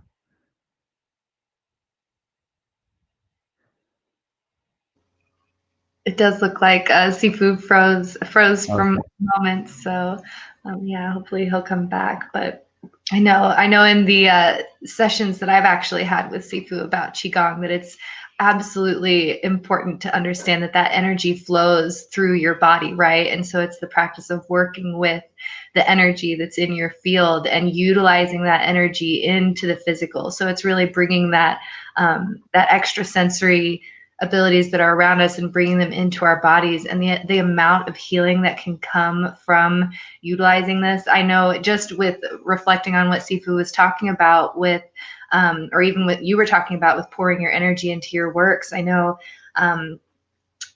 Sifu and I had a session where we were talking about utilizing Qi Gong in painting and really being able to enhance the creations with putting that energy into the paintings. And so, I took the techniques that he showed me and put it into my work, and being able to feel the energy that comes off of these paintings, it's absolutely incredible. And being able to also utilize the flow of energy as you bring the paintbrush across the canvas, or you can even utilize it in dance. And I think it really it's a great tool to be able to connect your physical body with the healing aspects of the energies that you have unlimited access to, but learning different techniques on how to harness them. So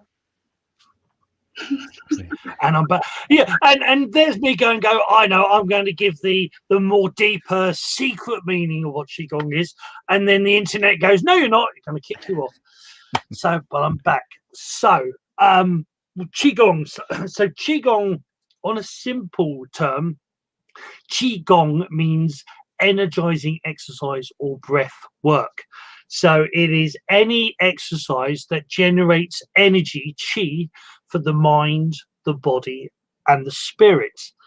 But the deeper thing of Qigong, if people who know Reiki or symbols, think of the symbols behind me, these Qigong is actually creating with your body a frequency, a symbol, is actually generating the energy. So because Qigong does many things, it can help you feel better. It's a meditation, so it helps the mind, it helps you feel better. So, and it can stretch the body, which is a yoga. So there's a Daoist yoga side, and then the energizes side. So it heals you and makes you have more energy. That's the physical side. So it has all these three elements.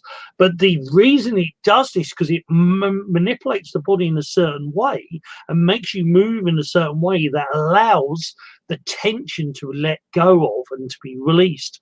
And there are different styles of Taoists who use all these exercises: Qigong, Taoist yoga, Taoist sacred yoga, all these different techniques, mantras, chanting.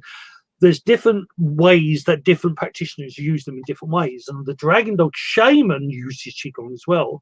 But their healing is simple, is if you have illness, if you're angry, if you're falling apart, then you're stagnant.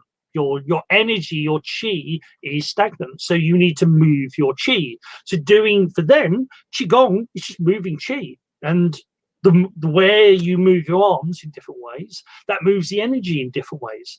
So I have this saying I'm notoriously known for: you got a bad back, you got a headache, you want to improve your backhand in tennis, you want to energize your meridians, your chakras, your aura, your Merkaba, your Torah, your Dantians. I got a Qigong for that, because there's a Qigong for everything. There's a different, just like, there's a different food or a different packet of crisps for almost every flavor. There's a different Qigong for pretty much every situation. Everything you need, there is a Qigong for. And it's one of those things that Qigong is for everybody, but not everybody thinks they're for Qigong. I love the comparison with a packet of crisps. There's a flavor for every packet. So with Qigong, and say like Reiki healing, if you try and go into Reiki, but you don't believe that Reiki is real, and you think, oh, this isn't doing it, I'm just waving my hands. Is it the same with Qigong? Does there need to be a belief that you're moving energy, or does it work in the same way simply because of your performing the act? That is actually really interesting, and I'm going to sidetrack for a second and then come back to it. That sure. In Reiki, because Kristen knows what I'm about to say, traditionally in Reiki in the West, we think, we have the symbols and we do these certain hand positions, and that's it. In the East, in Japan, in China, you have to do Qigong with your Reiki. You can't. It's like you can't have a car without an engine. you have to do Qigong with your Reiki. You have to do certain things to make the energy flow. Just like, think of the Jedi Knight. You know, the Jedi can't build up his energy if he doesn't do the Jedi exercises and lift the rocks and get thrown about by Yoda. You know, it's you know, you can't have one without the other. So traditionally in China, Reiki is called Shun Qi Shen, flowing energy spirit. But Qigong in Japanese, in Reiki, is actually either called Qigong or Hatsui Ho. But they are intertwined. Now, the reason they're intertwined is for this. A little bit like when people say, oh, like what we've hit energy work. Oh, for energy work, you know, you have to believe in it. Well, that's to a certain point. But things like reflexology. Reflexology is working on the acupressure points of the body. There are different energy channels in your body, and it's actually like quantum physics, reflexology, that your part represents your whole. So your thumb represents your head, the stem of the thumb is your neck, the base of the hands where the fingers are is your shoulders, and so on and so forth. So when I press on these, I'm literally reflecting back, reflexologying back to different parts of my body.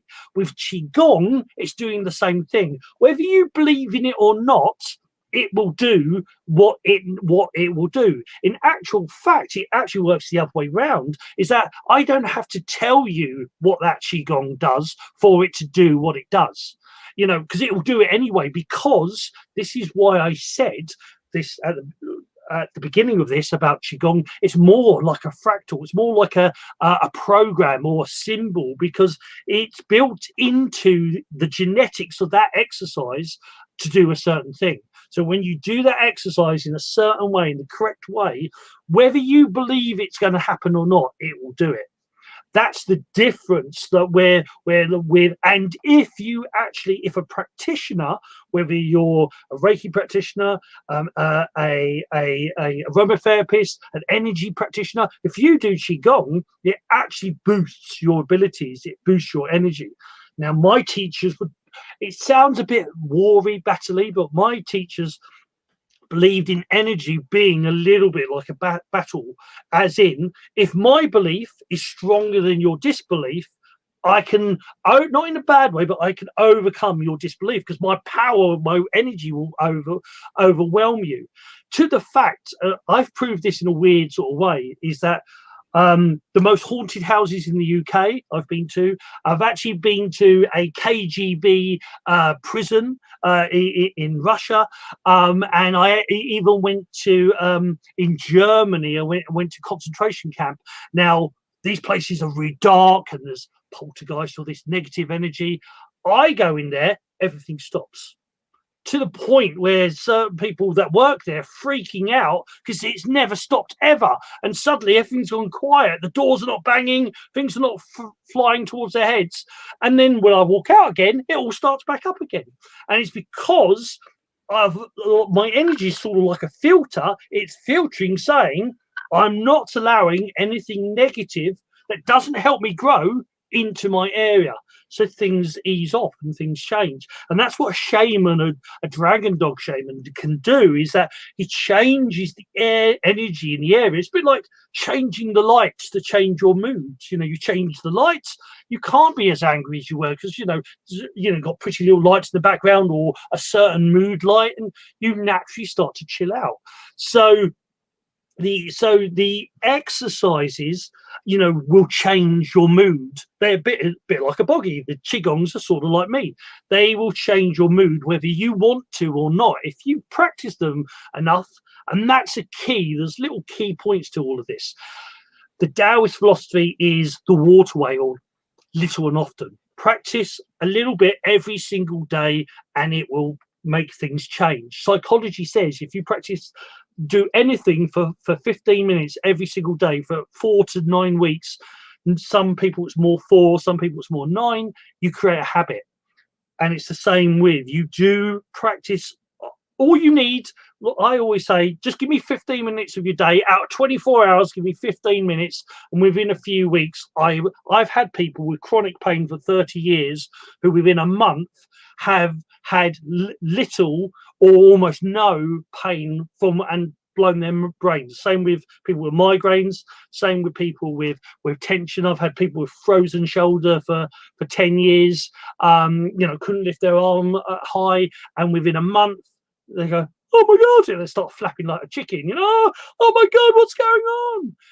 And but when they say, oh, you're amazing, no, it's not me. Don't blame me, it's you.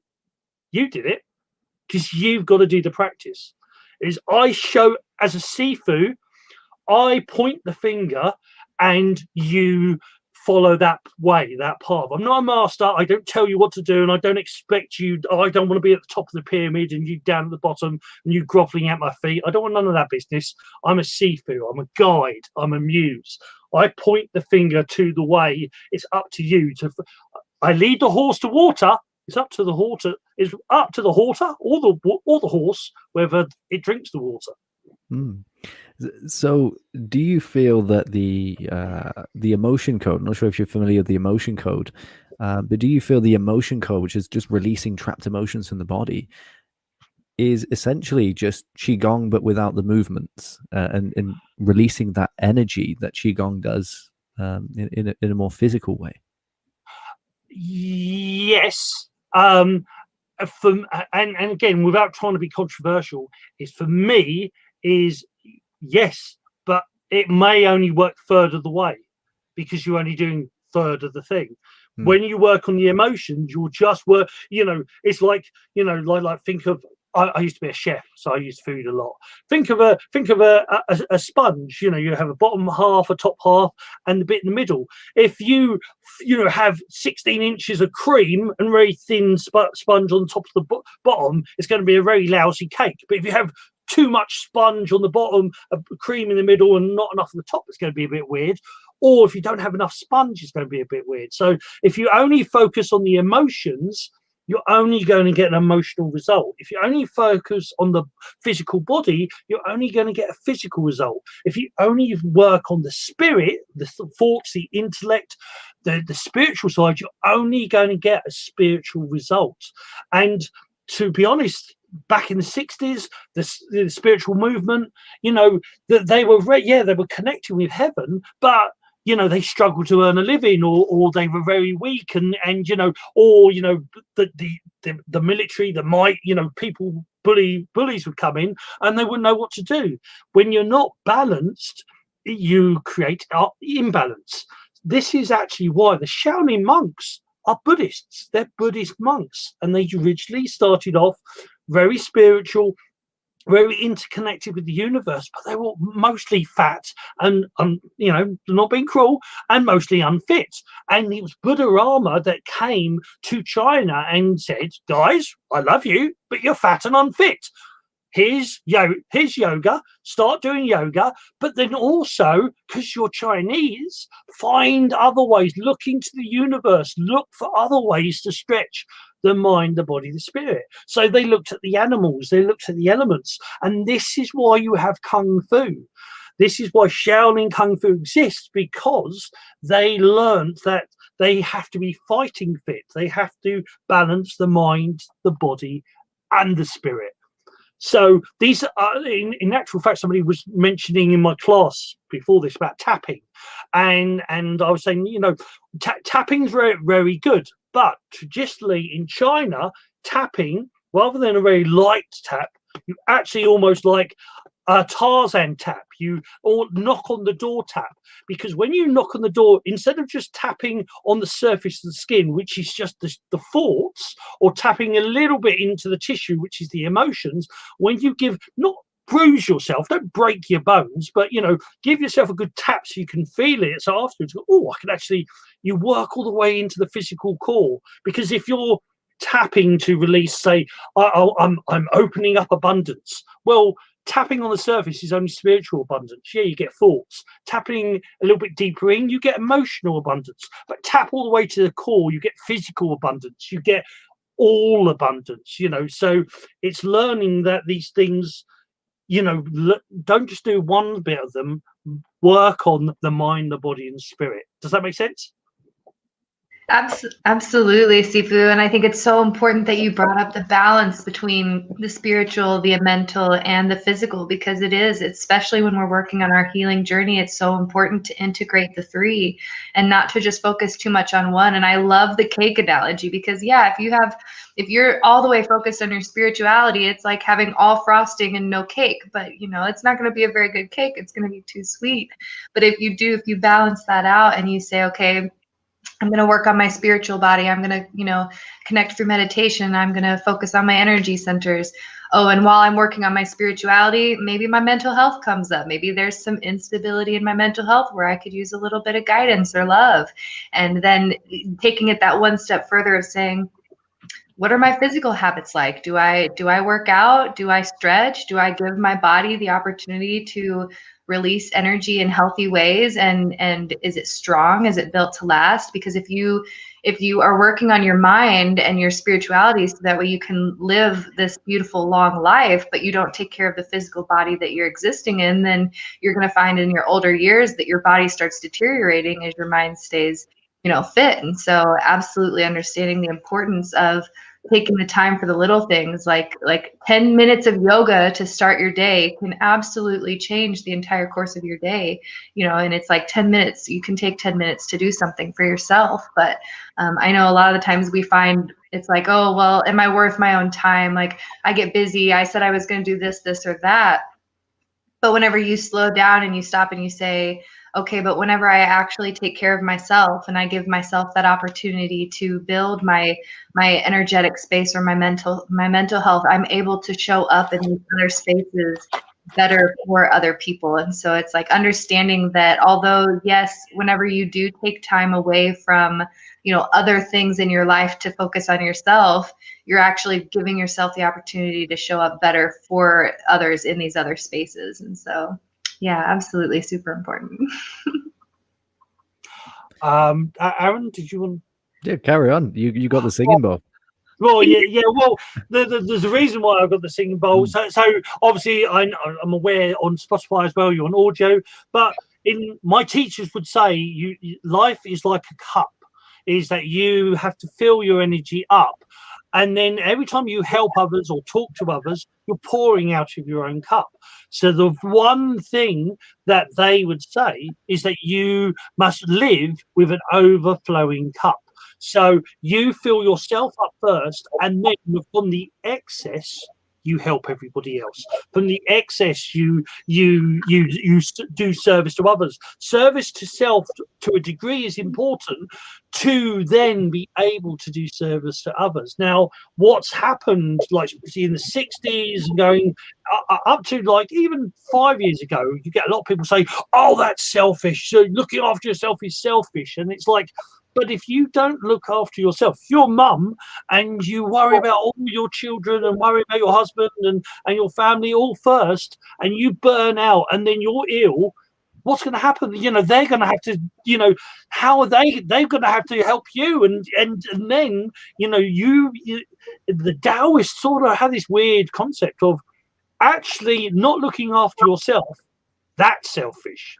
Because when you put everybody else first, you are the divine. And when you don't look after yourself, you're not looking after the divine. You're not looking after the one true Tao, the one true Buddha. The Buddha within is the divine. You are the divine. You are the essence of the divine feminine, the divine masculine, and the inner child, the mind, the body, and the spirit. All of these are you, and that is the divine. And if you don't look after that, then you're actually creating karma for yourself, because you're neglecting the one true person you should look after, which is you. Then you help everybody else when that cup is full. So this is, our society's gone into this idea of, no, you must look after others, and then we get ill and we get weak and we get frail, and then we start believing of the things like, oh yeah, old age, I've heard doctors telling 25-year-olds, 26-year-olds, oh, those achy back you've got and waking up in the morning feeling stiff, that's old age. My teacher, when I met my teachers, one was 82 and one was 80. And they looked like they were 50, and they gave most 25-year-olds a run for their money. I'm 50 years old, and most people don't think I look 50. And when I get time to skate, I'm not the fastest, but I definitely last the longest on skating, and I do lots of crazy stuff still. So vitality is super important, but if you believe you don't have that energy, you won't have that energy. Epigenetics, Bruce Lipton, Joe Dispenza, the ancient knowledge, they are bringing up the science. Quantum physics is bringing up the science of the ancient knowledge. All these people are saying that we are the creators of our own reality. What you believe fundamentally is true. And firstly, that's inside yourself. And then when we come together as a group and we have a belief as a group, that affects reality as well. You don't have to believe me, but just look at the FBI. They've done case studies on this, and about 2,000 people dropping the crime rate, dropping the crime statistics in the state of Washington by 25%. Then they did 7,000 people focusing on meditivity and love, positivity and love, and they dropped the worldwide crime rate by 70%. Epigenetics, they know the placebo effect. The sugar tablet, you take the sugar tablet, but you believe it's the real thing, there's a 60% chance you'll get better. If you take the real thing, but believe it's not going to help you, there's a 60% chance you'll get worse. What you believe is true for you. And that's vitally important. Overflowing your energy is vitally important. Finding your balance. The one thing I'd say, Kristen, to your information, yes, yoga stretches the mind. Qigong stretches the body. Meditation stretches the spirit. I have exercise. I've got Qigong for that. It's like an app. I have Qigongs that do all three, because meditation, what's meditation? Go fishing, play football, read a book, focus on that one thing and forget everything else. That's a meditation. You can sit on a mountain going om, but that's not the only meditation there is.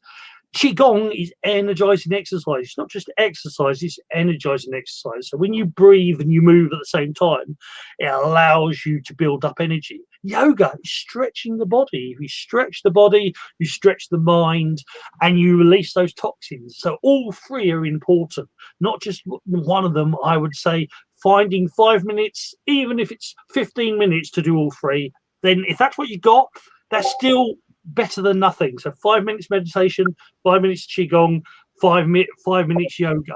But like I say, I can give you exercises that do all three. So you could do all three in that 15 minutes. Over to you. Absolutely. Lost my train of thought there. Sifu, Yes. I wanted to bring up real quick just talking on meditation. One of the conversations that you and I have had, we talked about, how meditation can be anything, and we talked about just doing the dishes as a meditative act. And so, of course, me being the person I am, I'm like, all right, I'm going to give this a try, and I'm going to give it my full energy, and we're going to see how this goes. It was one of the most empowering techniques I've ever used to be able to bring something that's so simple, right? This is a daily task. We need to wash our dishes if we're going to live in a clean environment, and to be able to bring it into a meditative space of saying, I'm going to focus on just washing this one dish. I'm going to even break it down to say, you know what? I'm going to feel the sponge as it moves across the plate, as it pulls the food from the plate, and feel the swoosh as it moves around, and really break it down to the very tiny aspects of just simply washing the plate. And how clear my mind got in those few minutes of just being so focused on one thing that I had physically in my hands. And I was able to get my dishes done. So it was like win-win. I maintained my mind and my physical space. So I love the opportunities to be able to combine things, and then to take the pressure off of it. Like, sure, meditation's great. Go to the mountains and find your ohms and your positions with your, lotus or whatever. Like, yes, absolutely. That stuff is super great. But that's not what meditation has to be. If that doesn't work for you, find something else.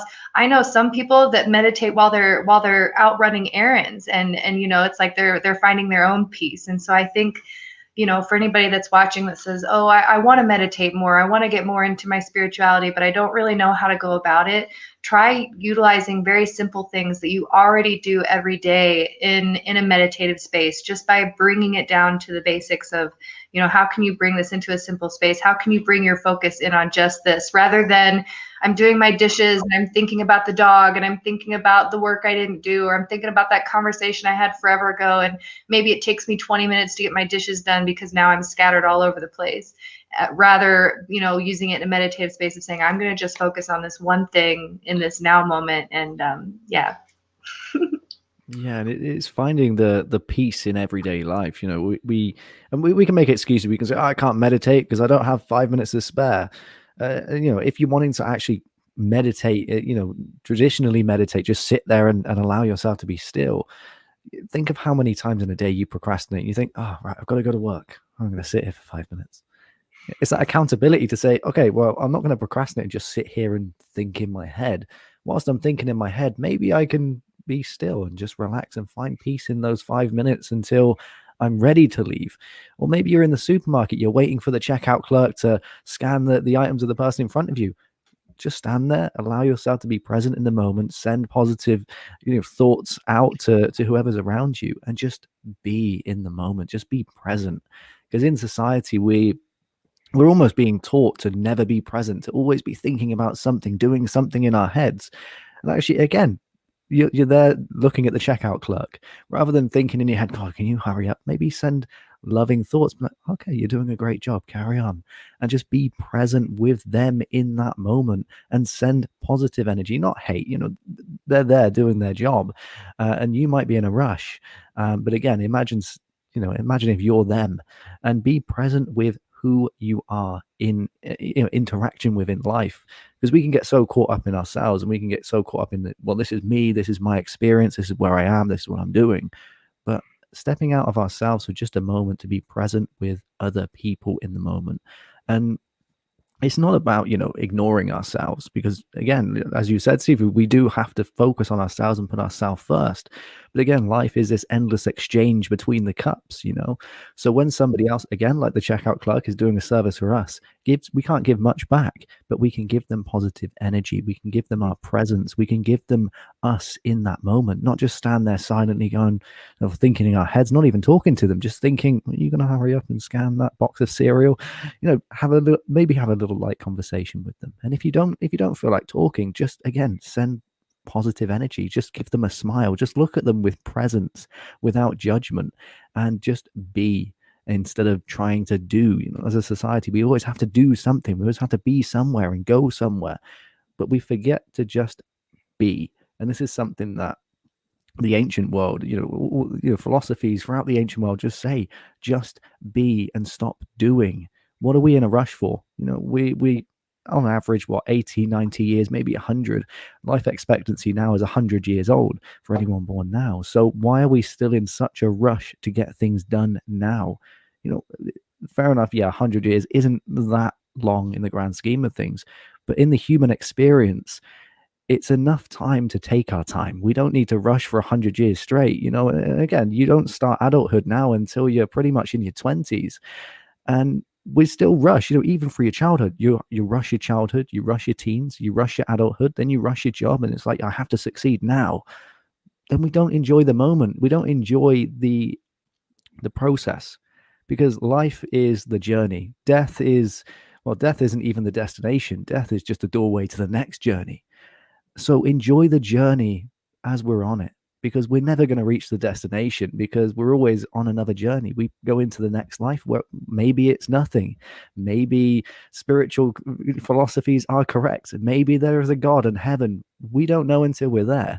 The fact is, life is this journey, and we forget to just enjoy ourselves. We're society, and this is again how globalism has turned us in a society. We have to succeed.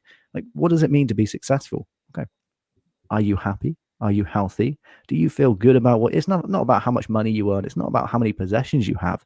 It's about your internal perception of yourself. That is what gives you success. How you see, maybe you don't have any money. Maybe you live in a tent in the woods, but perhaps that's the one thing you've always dreamt of. Maybe that's the one thing that makes you so happy, because you're like, well, this is exactly the life I want. then you have succeeded. It doesn't matter if you've got no money. It doesn't matter what stuff you do or don't have. Enjoying the journey and seeing yourself as succeeding in every moment, because in every moment you are where you're supposed to be, and finding peace in that. And again, as you say, you don't have to sit down necessarily to meditate. You can do it with whatever you're doing. It's just about being present in that moment and allowing yourself to be just with that one thing, rather than trying to have everything out. You're thinking about your shopping list while you're trying to, you're on a phone call with a client thinking, oh, I should probably pick up some bread, and your client's there spilling their heart out and telling you they're going through some really tough stuff, and you're there thinking about bread and milk and cereal, and you're all off in the clouds. You're thinking, oh, what's going on? And people can sense that. They can pick up on that. Maybe they're not conscious of it, but there is a part of their psyche. And again, mirror neurons. If you're with a person, the neurons in your brain are communicating with the neurons in their brain. So we are constantly in this universal dance that never ends. So just being present and allowing ourselves to just be instead of always having to do. What he said. Very quickly, I want to go back to the dishes. There's an interesting thing with the dishes cleaning and the Shaolin. The Shaolin monks, technically the first people to do tapping, but they did tapping in a different way. When you're let's say the dishes, you say tapping on, I'm tapping in positivity. I'm cleaning away what I no longer need. I'm cleaning away what I no longer need. I'm sweeping away my past traumas. I'm sweeping away that anxiety and stress. Is that we tap and we don't think one thing is the only thing. Don't think that tapping is only one technique. It's this. Tapping can be cleaning the floor. Tapping can be moving the book, sweeping the dust off the bookshelf. While you're doing it, why not use it as an energy exercise? Or everything is something else. It's not just one thing. When we were kids, we have a box, and it's a spaceship, it's a car, it's a boat, it's a dinosaur. And then we got told to be adults. You got to put away childish things. Hollocks. Rubbish. We're meant, the sacred child is where we get our spontaneity from, where we get our ideas, where we tap into the resources of the universe. The divine feminine is the nurturing energy, is the mothering, is to maintain that idea. So you have that idea. The divine masculine is the action, get that idea done, is to get it sorted. So the divine masculine side of you gets things started. It's the divine feminine side of you that nurtures it and keeps it going. It's the divine, the sacred child side of you, the divine sacred child, that when there's a problem, it finds a solution by, let's go and play, let's go and figure it out. So these are all, the Trinity, the Holy Trinity, the three: mind, body, spirit. The divine feminine, divine masculine, the sacred child, gratitude, forgiveness, unconditional love. Three within religions, within philosophies, three has always been a very powerful number. In the East, they talk about the three powers: the Qi, the Jing, and the Shen. Physical vitality, emotional vitality, spiritual vitality. The three treasures, which is the three treasures, which then is either those energies and or the sacred feminine, the sacred masculine, and the sacred or divine child. The three virtues: forgiveness, unconditional love, and gratitude. These are all tools in your box that you don't need outside sources to find them. They're inside you, but you nurture them in yourself. Fill up your cup.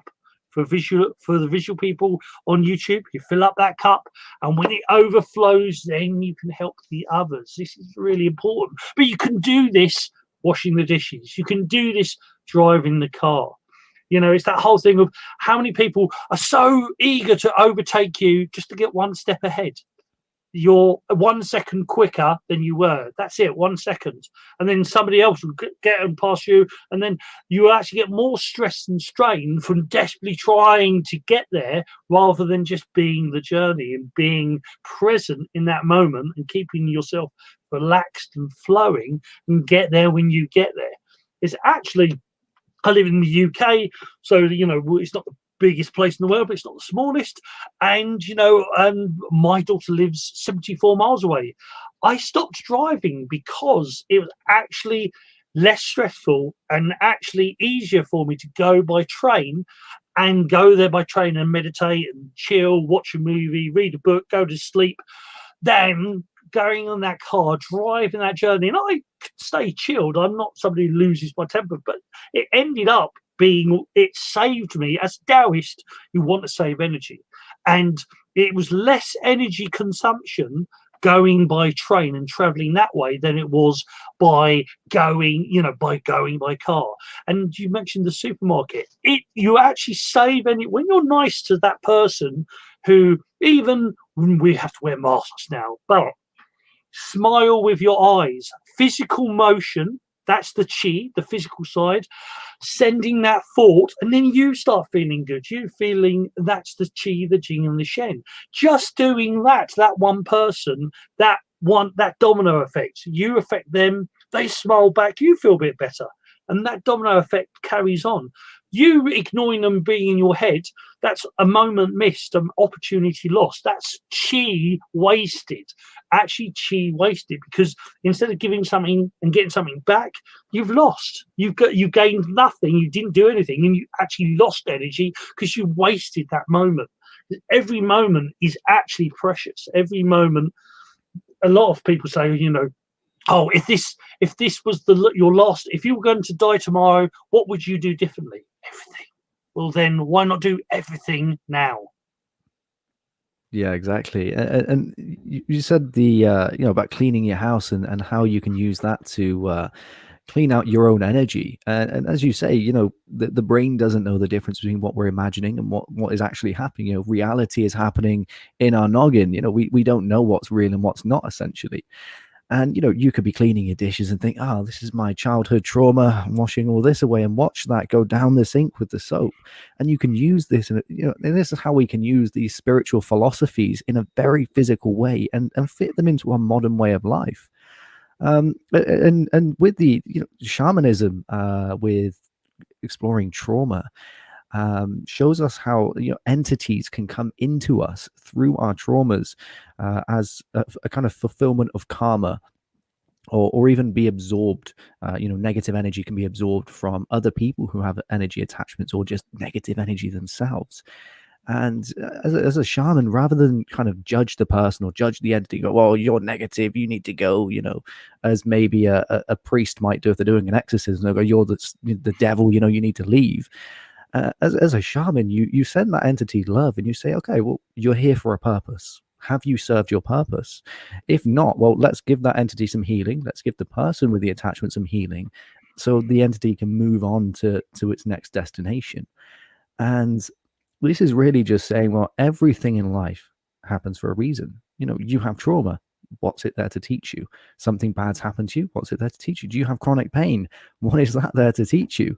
And I'm wondering, Sifu, what the correlation would be between shamanism and Chinese, Daoist philosophy, and where they meet in the middle, because a lot of their philosophies are very much intertwined in the way that they view the world, and the way that shamans and Daoists kind of see the flow, the nature, and the kind of, again, that magic infinite dance of life that's constantly happening, and that flow that we're constantly on. There's no escape. It's kind of like being on the eternal treadmill that we just got to enjoy the run, as opposed to thinking, well, when's it going to bloody end?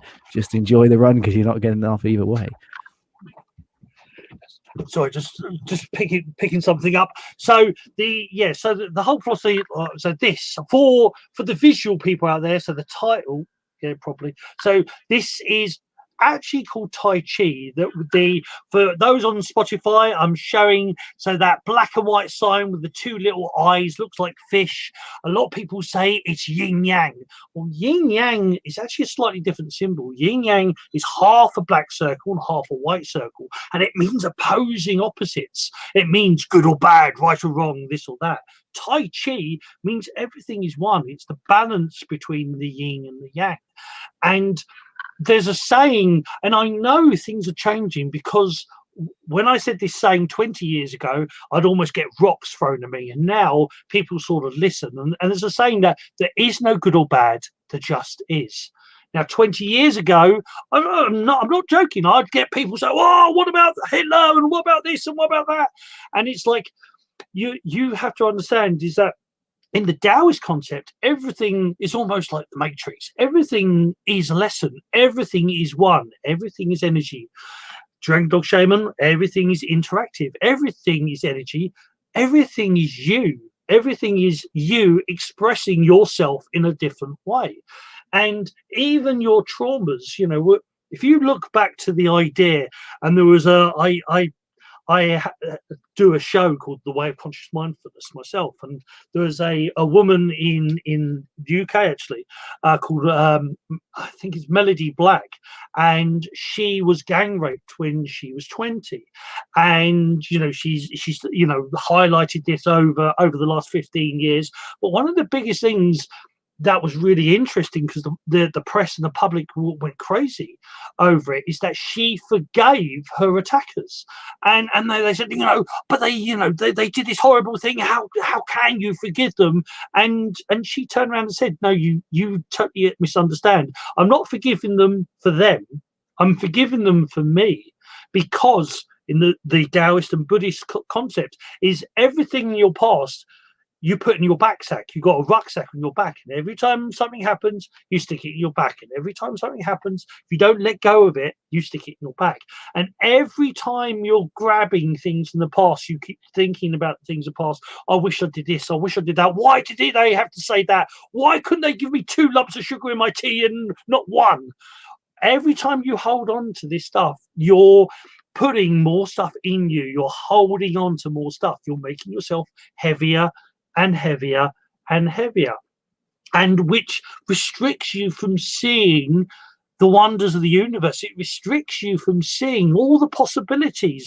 That if you're so busy worrying about one thing, you're missing a perfect opportunity. And so they talk about taking things out of the rucksack, saying thank you, those 3, the gratitude, forgiveness, and unconditional love. Thank you for this lesson. I'm sorry, I'm sorry I didn't see it seen, or, I'm sorry to the universe. I'm sorry to myself. I love you, and let it go. And when you actually can realize that everything that happens to you is some sort of Sifu, it's teaching you. And the first thing I say when people talk about trauma is that you do realize how freaking awesome you are. What do you mean? Well, you've been, whatever those traumas were, however horrific they are to you, and you're still here today, that shows how strong you are, how powerful you are, that you've managed, and also how powerful you've carried this all this time, and you're still standing. Blimey, all those worries and thoughts should have killed you, and you're still alive. But now let them go. Now let them, you don't need them anymore. Learn from them and let them go. And that's, that doesn't mean don't get angry. That doesn't mean don't, because emotions turn into tension, tension turns into illness, illness eventually leads to your demise. So don't worry, don't get stressed if you can, don't get angry if you can, because it kill you. But if you do get angry, shout, scream, wail, do whatever, throw a temper tantrum, do what you need to do to get it out, because it's better out than in. So it's about understanding that, when everything that happens is a Sifu, it's here to teach you something. When you can experience life in that way, those bitter things are not so bitter. Those horrible things, learn from them. Remember, there's a Bruce Lipton who works on epigenetics. He calls the love effect, and what he talks about, if your life, you have a horrible job and a horrible boss, and you have a horrible route to work, and your house is not that great neither, and your food's not that great, but then you fall in love, you meet a beautiful person, you fall in love with them. Suddenly, the journey to work isn't that bad, and the job isn't as bad as it was, and the boss isn't as mean as it was, and the food's actually not that bad really, because you're in love. So the only thing that's changed is love. And love's there everywhere. There are 10 billion things in the universe to observe. There are 10 billion things to love. There are ways to find love. And more importantly, You have yourself to love, and that's not about, we've been told, oh, loving yourself's a bad thing. It's like, oh, you've got, looking after yourself is selfish. We've got to change this way of thinking. You want to change the world, change yourself. You want to love the world, love yourself. And you got to let go of the past to affect the future. That's the whole point. Otherwise, you've got no energy to get to the future because you're all bogged down with all the stuff that you're still holding on to. But as any good Taoist should say, hey, what do I know? And over to you.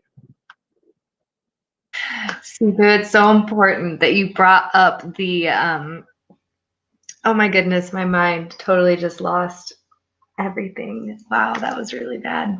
On to you, Aaron. Yeah. So releasing tension. Again, this is one of those new age kind of spiritual concepts that, oh, you have to be positive all the time. You have to be happy all the rubbish. Okay. And this is the danger of trapped emotions, is when you don't feel them. As you say, Sifu, it causes tension in the body. It physicalizes itself. And again, stress, biggest killer. Why? Because we get stressed, it stays in the body. If we're stressed all the time, we can't release all the stress all the time that we're feeling. So most of it stays in the body. And this is the importance of feeling the emotions when they're there. If you're feeling sad, if you want to cry, allow you, don't hold your tears back, especially not at some, if it's for somebody else's benefit. If you need to cry, let it out. And if you can't let it out when you're feeling it, as soon as you're able to, let it go, because all you're doing is holding that tense energy inside of yourself. Again, if you got a rucksack and you think, wow, this is a pretty light rucksack, it feels pretty good, and suddenly somebody starts giving you, and imagine, situations as a person giving you a brick. Are you going to put that brick in your rucksack, or are you going to look at the brick, put it down, and say, well, I don't need you anymore? You don't need to carry it around. Somebody's given it to you doesn't mean you have to keep it. Life will give you situations that will feel heavy. They'll feel rough. They'll feel like, oh, this is just getting on top of me. It's weighing me down. I can't handle this. I can't carry this with me. So let it go.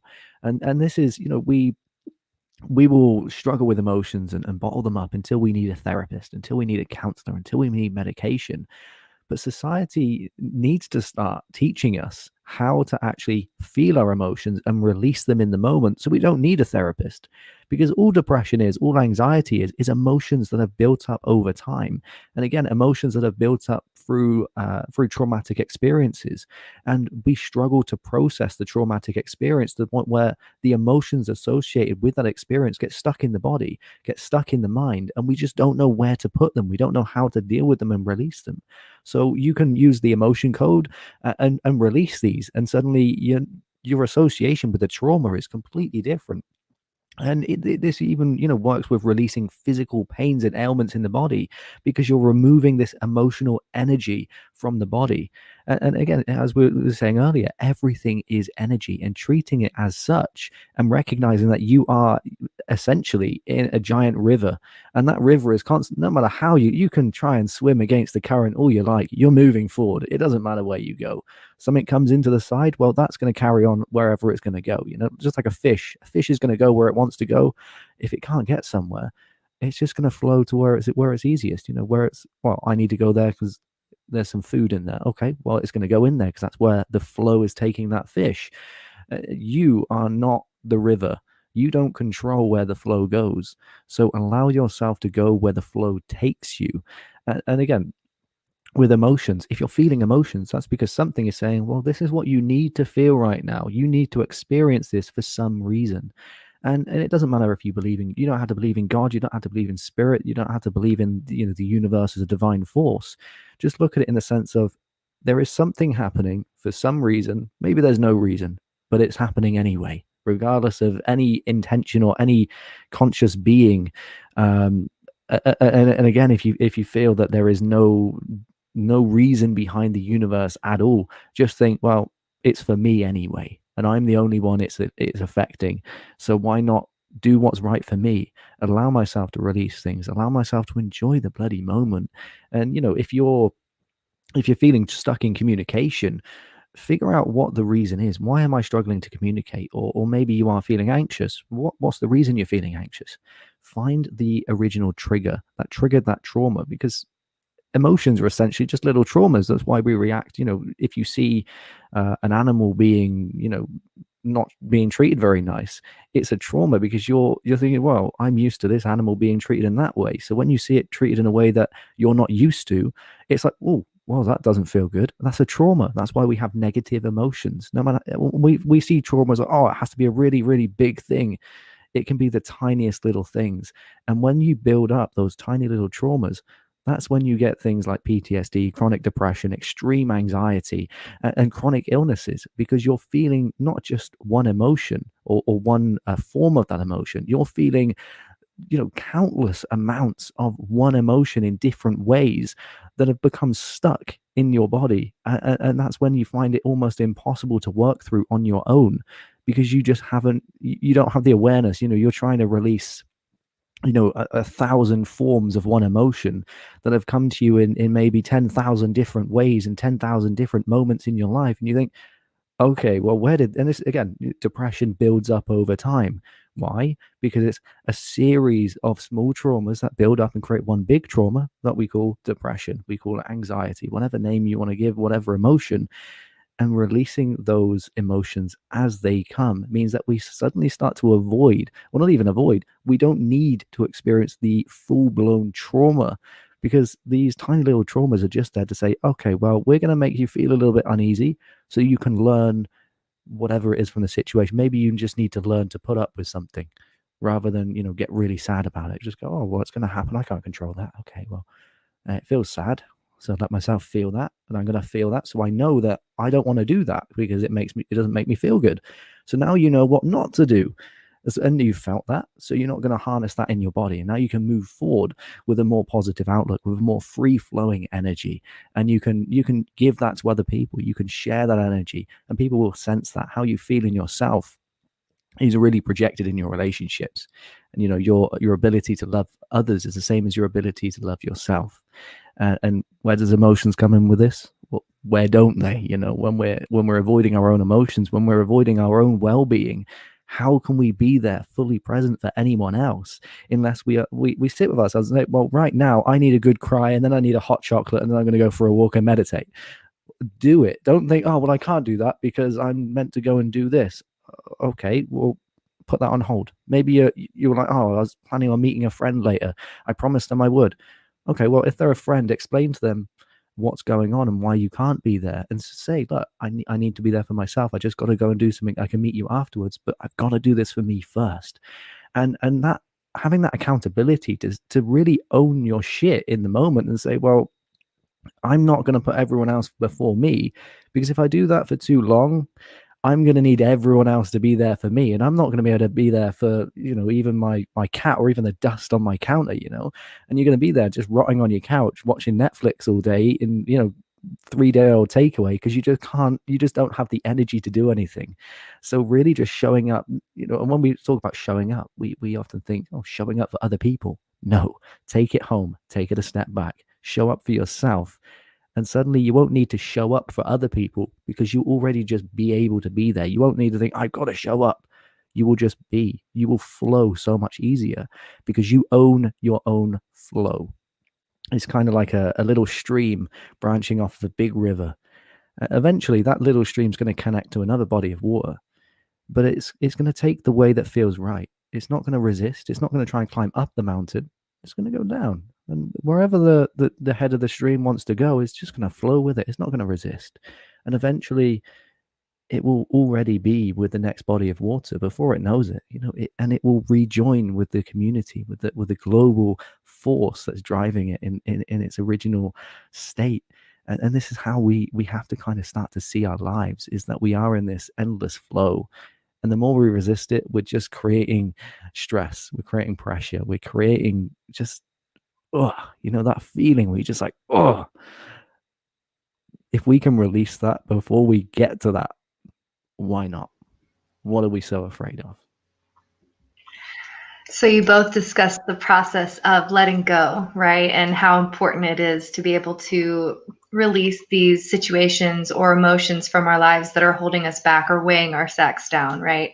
And I'd love to talk about just different methods of, letting go, the process of, because it's easy enough to say, sure, Aaron, that past relationship that's weighing on your back, it's not doing you any good. Just let it go. Just let it go. And as Aaron's over here, like, yeah, I see this backpack's not doing me any good. I'm gonna let it go. And then you set the backpack down and you walk away from it and you say, okay, there we go, I let it go, right?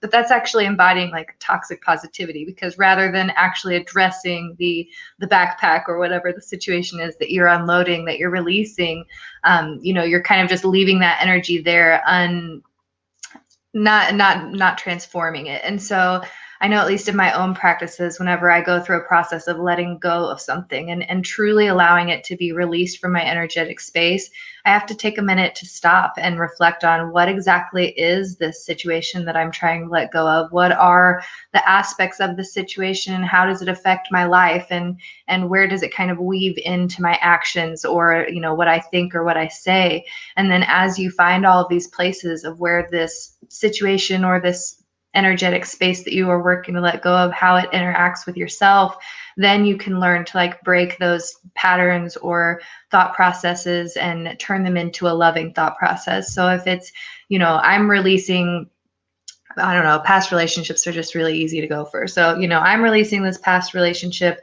The pain of this past relationship doesn't do me any good. Okay, well, there, I've seen pain. Okay, so now I have to really think about the pain that this situation caused me.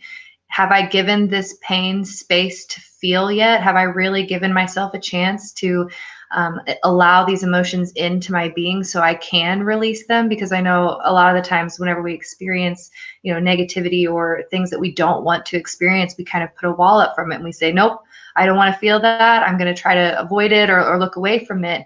But really, if you're working for healing, the best process you can do is actually to allow those emotions in and to say, you know what, I'm going to be mad. I'm going to scream and yell about this. I'm going to do some, I don't know, kicks or something. I'm going to do some energetic movement, some physical body. I'm going to release this from my space.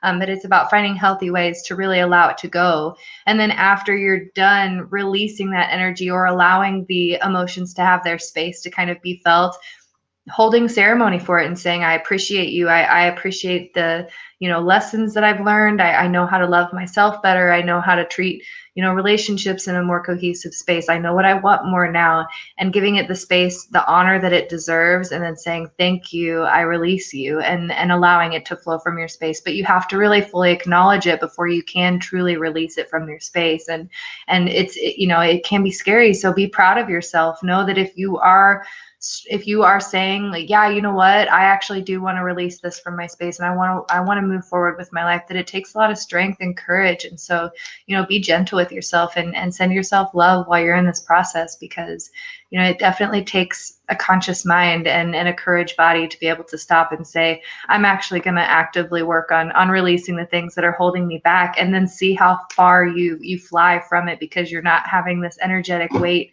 kind of holding you back or holding you down. Very much so. And there's a thing, well, you also find that within NLP, neuro-linguistic programming, which actually has Daoist, or comes with the Daoist tendencies. But the programming of, like everything is emotions, everything's alive. All emotions are a form of entity. All emotions, all the programs, the things. The things that happened in your past now live in you rent free. They live in your mind. They live in your body, and we've sort of been taught the sacred child. So you've got the divine feminine, divine masculine, the sacred child. The sacred child. The way the child would address this is to talk to yourself. Is to talk to that energy. And this is, we've been told, oh no, that's you're mad, that's bad, that's wrong. But actually addressing, you're getting angry and say, hello, anger, why are you at, how can I help you today? And you get the ego saying, you should have done that, you should have cleaned the dishes last night and not left them till the morning. Thank you very much. Is there anything else you want to tell me? And this is like, for some people, this is really radical, but actually ask your traumas, thank you very much for that information. Is there anything else you need to tell me? And when you actually do that, you actually either it repeats itself and you go, thank you very much. Is there anything else? And suddenly there's and because they're set, they are programs, they're like repeats. But when you actually start communicating with them, you're treating them like a real being, because they are a being. They've been living in your head. But when you start addressing them, you actually start addressing that situation. So it's like, as you said, Kristen, it's not just about letting it go, throwing it out. It's about addressing that situation. When you address it, you're actually releasing it. You know, it's like, you know, the whole "I'm sorry, please forgive me, thank you." Part of that is actually, I'm sorry. Is there, you know, thank you for the information. Is there anything else? What more, you know, what else do you need to tell me? When you actually address those situations, address those problems, and, you know, because we go for this routine, a lot of people have arguments in their heads. As a kid, I would, you know, if a certain situation knew was going to happen, I would play it as a role in my head and go all the way through that in my head until it happens. And it's like, but it hasn't happened yet. Why am I doing that? And after it's happened, it's like, well, okay, look, I could have said this and I didn't. But talk to that entity. You know, that entity is still there. It's connected. You know, we're all in science. You have what's called the field. Quantum physics as field is that everything is connected to everything else through energy. So even though that person, you know, you may not want to physically talk to that person anymore, they're still with you. They're still inside you. Talk to that person now. Talk to them now. You've got more information. Now you're not so emotionally evolved. Talk to them now and address those things now. And that, you know, that's this thing. We have so many tools that we're not using because certain people say this is bad, this is good. Sacred child, talk to yourself, play with yourself, allow yourself to, you know, talk. I'm notoriously known on my show, before my show, going, okay, right, so that's right, that's sorted. Okay, let's look at this. Or, okay, and I'm talking to myself all the freaking time because it's in psychology. Talking to yourself, you're actually not just seeing it, or if you read aloud, you're not just seeing the words, you're hearing the words, you're feeling the words, you're feeling what you're said. So that information is processing in 3 different ways. So the whole idea of actually addressing a problem rather than, you know, oh, I wish I did this, oh, I wish I did this. No, address it now, address it to them now. But they're not here now. No, they are, because they're in your head. Address it to that person. And if it just addressing it to that version of them, that's all that matters. It doesn't matter about the other person. But it does actually Dragon Dog Shaman, quantum physicsy. I've actually had issues where I've talked through, addressed the issue of that person, never physically spoke to them, and for years we've had an issue, a problem. When I suddenly seen them, they're different. You know, I've never actually physically resolved it. I resolved it in my head. I resolved it in myself. But I meet them again and something's changed. Something's changed in me. They say, you're changed. I was, well, that's funny. You've changed. Well, we both freaking changed. But, everything affects everything else. And again, it's a bit like the reflexology, a bit like Qigong. It doesn't matter if you don't believe that. It's true, because the energy is a physical thing. Even though you might not see it, it physically ripples out.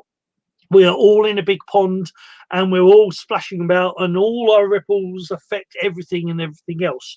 So when you send something out, it goes out and it affects everything else, and then it comes back towards you. So everything affects everything else, and you can resolve issues. You resolve them in yourself, it will affect you, and that affects everything else. Absolutely, and touching on the concept of things living in your head, the people and past experiences, and this is one of the things with shamanic journeying work is recognizing the event or the trauma or the situation and diving into it and seeing it as it's not just an event or something that happened. It's something that has such a profound purpose for your, not just your spiritual growth, but your physical and your emotional and mental growth. And seeing every single situation in your entire life, past, present, and future, as divine teachers. And in shamanism, it's, the spirits send these situations, these animals or these people to you. And this is where, the appreciation of the natural world and the natural universe, and again, this flow that we're all in, everything comes in your life, whether you think of it like this or not, but it comes into your life at the time, at the right time, in the right situation, because you will always manage to overcome a situation. There is always, a way that you can overcome should you choose to. So this just kind of speaks to the fact that it has come to you at a time when you are able to deal with it, should you choose. And if it was at the wrong time, you wouldn't have any option to deal with the situation.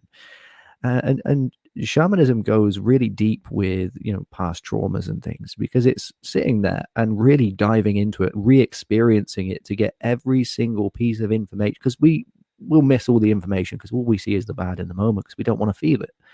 So journeying back into that trauma and almost re-traumatizing yourself in a way that you can feel everything that trauma was there to give you, and feeling it. And this is again how psychedelics can play a massive, and do play a massive role in this, because the psychedelics will allow you to feel the emotions so much stronger.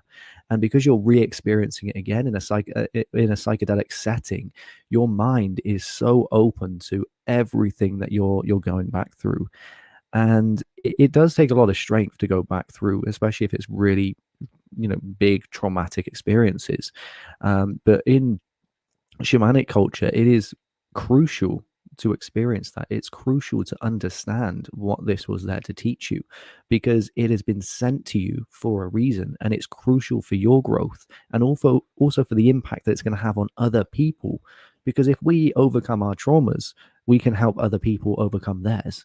But we can't help anyone else overcome their trauma if we're still trying to deal with all of our trauma. Maybe you're riddled with mental health issues and you just can't function as a person. Well, you're not going to be able to help, your best friend or your mum or whatever overcome their trauma, because you're so wrapped up in yourself and you've got so many things going on that if you try to help them with their trauma, and you can try, you will be doing it in a way that's reflecting your perception of your reality through your trauma. So by healing from your trauma, you find that your perception of the world, your perception of what you're experiencing is so much different, because you're not experiencing just the negative, you're experiencing the positive and the negative and the neutral. And this is kind of the three laws of the universe, that positive, negative, neutral, that we have to have. We have to find that middle ground where we say, well, there's positive here, there's negative here. Again, like I said earlier with the magnets, you've got the positive and you've got the negative, but you've also got that sweet spot in the middle where you say, well, this fits perfectly. And that's when we're talking about, releasing emotions, when we're, letting go of a situation, we're finding that sweet spot. It's not to say, oh, well, just reject the negative because we don't want that. Oh, just attract the positive because we only want that. You can't have the positive without, again, Tai Chi or the yin yang. You have to have both. The universe does not work if you just have one. Because, and again, you said, Sifu, about overpowering disbelief with belief. But again, even there is the balance. You've got disbelief and belief. You can't just have belief, because if there's only belief, how can you believe something if there's not the opposite? There has to be that balance, and the universe is hanging in this such delicate balance. And this is to enjoy life. This is what we're really talking about, to find the balance within emotions, and find, not just chuck the trauma out, chuck the emotions away and just get rid of them, but it's also not to say dive so deep into them that all you can see is the emotions, all you can see is your trauma. You have to know the trauma, you have to experience the trauma, and then understand it. Because you can say, oh, well, I know it, yeah, I know I went through this, I know how it made me feel. Okay, but do you understand it? Do you understand why it was there? Do you understand what you learned from it? Do you understand how it made you grow, and how it changed you as a person, and how crucial it was for you to experience that in that moment? And even if you can't see what it was there to prepare you for, can you get an idea of what it could be preparing you for? Because understanding this means that you are able to then let go of negative emotions, but you still have the knowledge and the wisdom that they were there to give you. Because otherwise you will lose all the information and you just have the knowing of the event, the knowing of the emotion. You know they're there, you know what it feels like, but you don't understand why? And again, the question of the universe that we could ask until the cows come home is why? Why does everything happen in the way it does? Simple answer is to grow, to learn, to find our flow, to find our Tao, to find our Qi, and to learn how to bloody work with it. Because it's okay finding it. You can find anything you like. How do you use it? That's the thing. If I give you a shovel and I say, well, plant a garden, and you don't know how to use a shovel, you'll be tapping the handle of the shovel on the ground, trying to beat the ground down and say, why isn't it growing? Why isn't my garden growing? Well, because you've got to dig the hole first, you've got to turn the soil, you've got to treat, you've got to know how to use it, use the wisdom wisely, and then suddenly life is enjoyable no matter what situation. The worst situation, well, I say the worst, what you would perceive as the worst situation could happen to you, but you would be so happy because you would think, well, I'm learning so much, give me more, what's coming next?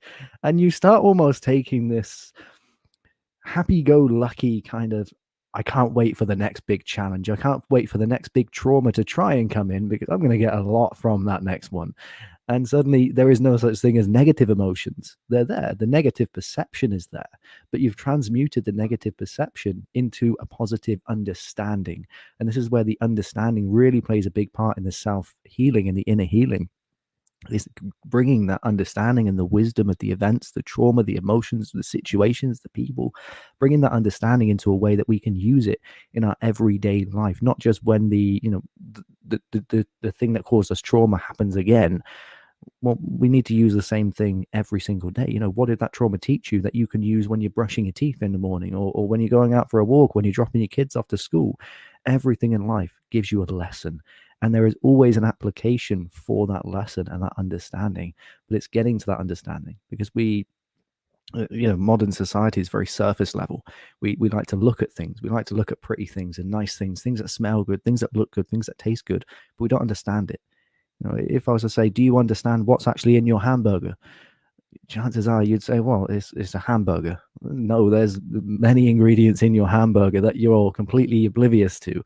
So having that deeper understanding of your reality and your world and how to use it, you might understand all the ingredients in a hamburger, but do you understand how to put those ingredients together to make the hamburger?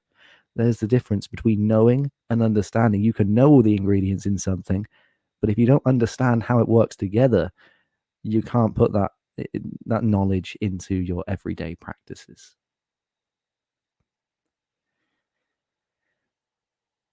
Kristen, do you have anything to follow on from that? Yeah, I mean, absolutely. I think that, the wisdom that can come from just stopping and reflecting on where you're at and being honest with yourself, that's, I think a lot of the times we have a tendency to, try to see things from a particular lens or a particular, outlook on things, and just allowing yourself the space to sit in honesty with whatever it is that you're working with, and just being gentle with yourself with the process, because you as you learn the tools, as you learn the different ingredients that go in the hamburger, it's going to take time to learn the skill of creating the hamburger, right? Like the first time you sit down, you might have, maybe you're blessed and you've been given all the tools you need and you have all the ingredients to make this, this amazing gourmet hamburger. But if you've never been taught how to use them, then you might find maybe you use too much of this one thing or not enough of this other thing, or maybe you cook the hamburger too long. And so it's like you can have all the tools you need, but if you don't give yourself the process and the time of learning how to utilize them in the proper way, or even just allowing yourself the play, like, sure, maybe I was given a recipe of, if I use 1 tablespoon of pepper, 1 tablespoon of salt, then this is going to be the best burger ever. But maybe if I add a little bit of paprika to that burger, I'm going to have a new flavor that comes in there. And maybe it's going to be an even better burger than the recipe that it started with.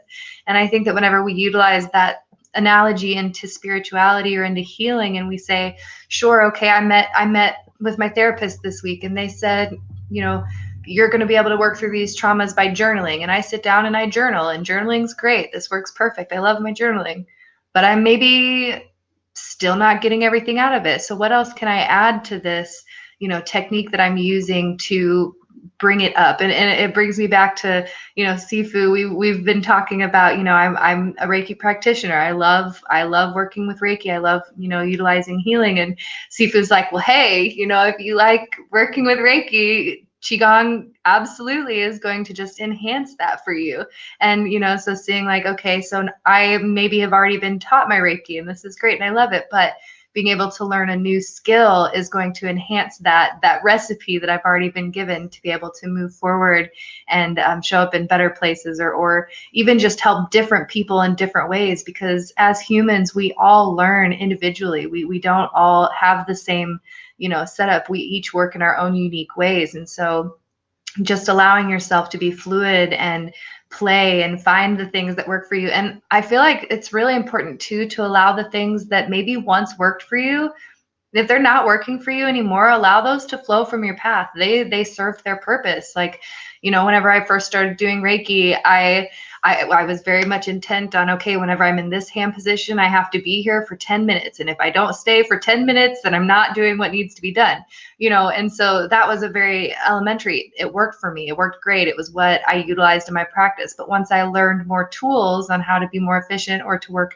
with different things in my practice, it was like, okay, I was able to release that, which then made my practice more consistent and more integrated into, what I was doing. And so if I hadn't allowed myself to say, okay, that 10-minute rule is no longer, valid, then I might still be taking 2 hours to do something that could take an hour to do instead. And so, just allowing yourself to be fluid in the process and learning new things and finding the excitement of learning new things. That's one of the things as humans, we have this process that we're working through, right? But it's finding the fun. Like, why are you doing this in the first place? You started your journey, you started working with healing, or you started a job, or whatever the situation may be. And as you go and as you get more into it, you're like, okay, well, now I've come across hurdles and this thing was hard and I got let down there. And so, as your journey flows, allowing yourself to make changes and honoring that process and saying there was nothing wrong with the 10-minute hand technique. That was beautiful. It worked great. But I'm going to allow myself to transform into something, different that's going to work better for me in this now moment. And yeah, just holding that grace and understanding and sending love to the changing parts and, allowing the flow to happen. Because, what is life if we wake up every single day and just always do the same thing and don't allow challenges or new opportunities in. And so, yeah, just allowing that to be part of your space and whatever it is that you're doing. If you are on your healing journey, or if you're just interested in spirituality and you're like, how do I even move forward in all of this? Just pick one thing that makes your heart excited or get your creativity flowing, or even if it's just something that you're like, that's kind of weird. Like, maybe I want to learn more about that, and then allowing yourself to learn. You never know what you might find and where your journey is going to take you. So, yeah. Yeah, very much so. It goes back to that saying of there is no good or bad, there just is. And change, the Dragon Dog Shaman very much believed if you're not growing, you're not flowing. If you're not flowing, you're not growing. If you're ill, or if there's something no longer working, then you're stagnant. And that's not a good or bad thing. It's just a thing. Clear the get that moving again. So it's within, like in the East with Japanese and Chinese. The Japanese love their structure. They love things set in a certain position, and this has never changed for 500 years, and this is how it is and how it always is. And sometimes that's good, but a mountain still moves. You don't necessarily see it, but a mountain is still growing. A mountain is still changing. It is that the atoms inside are moving, and everything changes, everything evolves, and everything grows. And so, with routines, that there's a thing with me. I'm notoriously known. One of my students, who's a Sifu himself now, he says, learning from Boggie is like being a wall, and Boggie throws 100 things at you and he sees what sticks, and then next week he does it again, and because I'll throw and say, well, try this, and the whole reason I teach this way is that for a couple of reasons. Like, firstly, when you have lots of things, yes, it can be a little bit overwhelming at first, but what resonates right now? What resonates? Like you sample foods on the old food thing. You sample foods. What food right now do you really fancy? You really like? Go with that one. But also know that it's okay to change your mind. It's okay to with like Qigong, I've had this. My teachers have had this. My students have had this. They've loved one Qigong and loved it for ages, and suddenly it's not doing much anymore. It's not before they used to feel great, lots of energy, and it's like, try something else, or just keep going, because sometimes there is a low and then there's a high. We was talking about the water and the fish. Is that when I've actually had this metaphor done to me where my teachers loved metaphors. The Daoists, the Chinese, love metaphors, and they would throw me into a river and say, right, swim to the other side. And I'm desperately trying to swim to the other side of this strong river, tire myself, knacker myself out, pardon my French, and almost drown. And then I get to the other side and they go, okay, very good, try it again. And they throw me back in the river, and this time it's like, I'm too tired to try to fight. I'm just gonna relax and let the river take me. And the river took me, and eventually it pushed me to the side of the bank. And the metaphor is when you try to fight against whatever it is, the universe, when you try to fight against it, it'll give you something to fight against. Your mind will do that to you. People will do that to you. It says, well, you're wrong. Well, no, you're wrong. And you can argue about who's wrong, who's more wrong than the other until the cows come home. Or you go, well, okay, well, you're wrong. Okay, I am wrong, but this works for me. Well, and suddenly the argument stops. Is that when you just go with the flow, and when you find a way to relax and flow with that river, you find your path, because there is no one path. There is millions of 10,000 things out there, 10 billion things out there.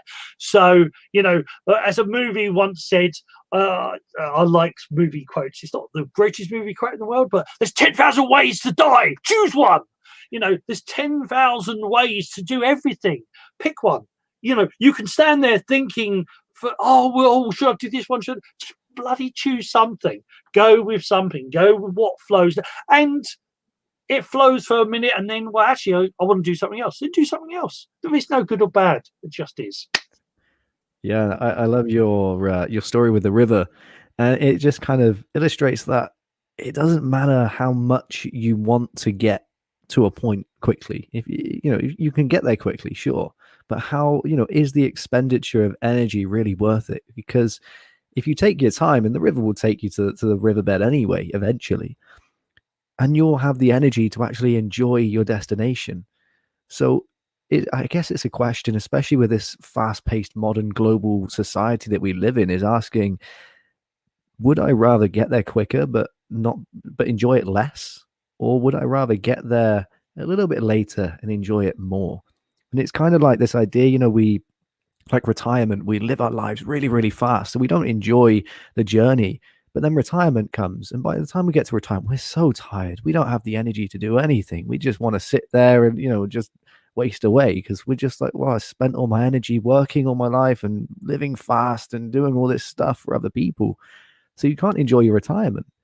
And I think this really does hold value in life today, because I'm seeing a lot of people retiring slightly earlier, as well as there are a lot of people retiring later as the working age goes up. But there is also a rise in entrepreneurs who are retiring at like 50, 60 years old, as opposed to maybe 70 or 80. And it's just that aspect of, I'm going to enjoy my life while I can. I'm not going to sit here and wait till somebody else tells me, oh, it's time for you to relax now. It's time for you to enjoy your life. Oh, you've worked enough. Now go and enjoy the rest of whatever you've got. No energy yet. Just go and sit on a ship and sail around the world for the next 10 years because that's all the energy you've got. Actually thinking, do you know what? I'm going to retire early enough that I can travel the world and I can traverse up the Himalayas and, just explore the world and explore my life and who I want to be. And it's that question of, why does society feel the need to rush and to get there now? because there is no rush. We're here for long enough to take our time, take our sweet time, because the world isn't going anywhere unless we make it so. The only reason the world is going to disappear or be destroyed, or that we're going to have to rush anywhere or whatever, is if we make that the case. It's like saying, oh, well, I've got to get home because my dinner's going to get cold. Okay, well, why not phone ahead and say, oh, I'm going to be a bit late, keep it in the oven? And then your dinner's not going to be cold when you get home. So therefore, you can take your time to get home. You don't need to rush because it's still going to be warm. Taking that way of thinking with life and say, well, if I need something to happen, but I can't make it happen, I'm going to let it happen, however it's going to happen for me. And if I can do something to make it a little bit more comfortable, or to be a little bit more the way I want it to, even though I can't make it exactly the way I do, then I'm going to do whatever I can to make it as much as what I want, but still allowing it to flow in the way that it needs, and letting go of the control, letting go of the need to make it happen exactly the way I want it to, because I'm afraid of what will happen if I just let it go and allow things to be as they are. And again, it's that whole concept that we always have to be doing something. We have to do, we have to go somewhere or become something. We rarely stop and think, who do I want to be? What am I in this moment now? Let go of all, and again, who you are now isn't who you truly are, unless you've worked through every single piece of trauma that you've ever experienced in your life, unless you've unlearned every single belief that you've been fed. Who you are right now isn't who you really are, because who you really are is, if you think of everything that resonates with you, every belief that truly resonates with you to the point where nothing can argue against it, you believe it so much and it's a part of you. Anything that doesn't feel like that isn't who you are. It's a consequence of what you've been told, what you've been made to believe, what you've seen, what you've witnessed. But what you've experienced, and this is the thing with spirituality, and again, going into ancient philosophies, it's more experiencing it for yourself. Whereas the modern world says, well, you're being told what the world looks like. You're being told what's real. You're being told what's not real. You're being told what's insane and what's sane. We're not experiencing that for ourselves. And it's very easy to say, oh, well, you're insane because you believe the earth is flat. Okay, well, maybe you've gone to space and seen that the earth is not flat, but they've only ever seen the world from the Somerset levels where it is very flat. So our perception creates our realities. And it is so, and again, we have this concept of reality and what's not reality because we're a global civilization. But maybe there's a need for human species, and again, we can say the survival of the human race, but what about the thriving of the human race? Perhaps for us to thrive, there is a huge calling for, and maybe a portion of society stays global, but perhaps within that global society there is room for local societies, local communities, where they don't need to worry about the world and what the rest of the world believes and what the rest of the world does. And it's not to say let's create loads of cults around the world. Keeping it healthy, I would say, is probably a good thing to point out there. But allowing people to experience what they need to, because we don't need to experience the entire world unless we want to. Unless you feel like you want to experience everything in the world, you don't need to. There is no need to know what happens in Africa. If you're never going to go to Africa, you're never going to use the information in Africa.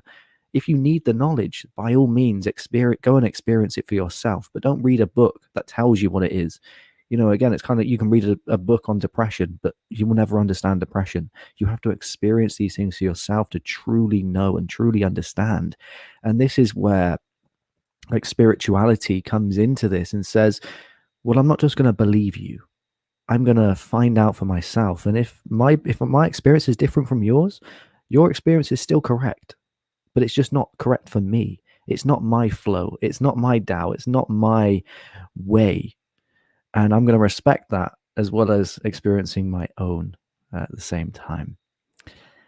Okay, so Sifu, is there anything you would like to bring before we bring the conversation to a close this evening?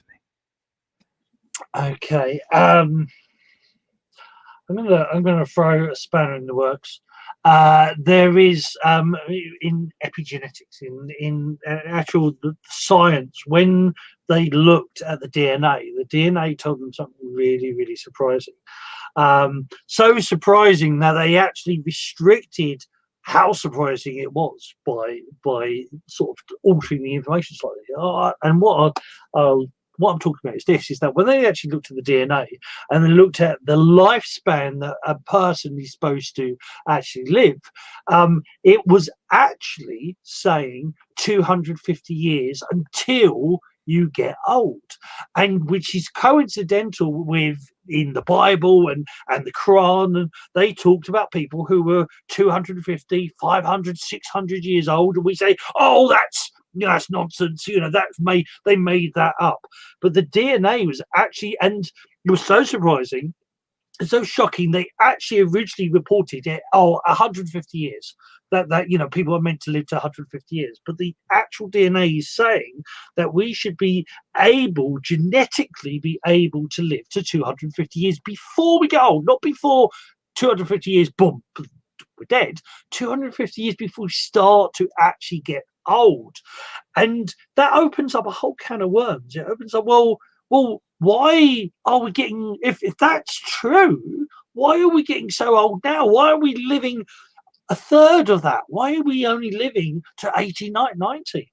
And then look at society. Why are we living in the society so stressed, so intent in running around, worrying about this, that, and the other, and focusing on all the things we've been talking about? Why are we focusing on this? And why are we focusing on that? Why are we worrying about this and seeing things right and wrong? And why are we so intent on wasting so much energy on running around in circles when we can reserve that energy and act and see things, if you address things, talk to things, work through things, let go of things, address them, and then let them go. And why can't we live like that? And why are we living like this? Why have we chosen? Because everything is actually choice, even fear. And this is a big one to understand, that even somebody attacking you. I was a kid bullied as a kid, and my teachers actually said, you're choosing to be bullied. And that, for a lot of people, that'd be a big trigger. How can you dare you say that to somebody? They're choosing to be bullied. But it's a big understanding that you can, in some way, you can stand up. You can stand up to them. You can report them. You can fight them. You can dress up as a ninja and disappear up a wall and run away from them. There are so many options that you've got than just being in that situation. So it's this understanding that we have so much power than we actually realize, and that our choices, especially about fear and negativity and living in a stressful environment, is actually eating away at our energy. It's reducing how long we could actually live. So that's that spanner in the work. That's that bomb lit. I'm going to walk away if you are interested in what I do, if you're interested in Qigong, you can find me on YouTube, Sifu Boggie, on Instagram, Sifu Boggie, on TikTok, guess what? Sifu Boggie. And on Patreon, yes, right again, Sifu Boggie. And over to you. Awesome. So yeah, for anyone interested in Qigong or just connecting with Sifu on a more personal level, then feel free to go and check out his TikTok. Definitely he has some incredible videos on there that'll show you a bit more what Qigong is in a very grand way. So definitely go check those out. And I think it'll be a beautiful thing to end with a light meditation.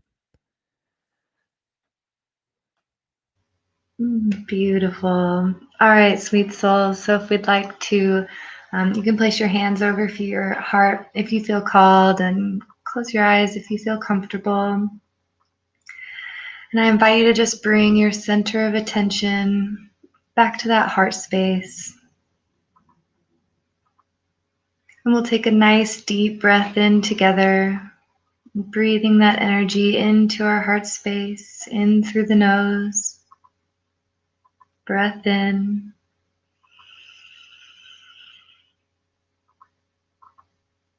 And release.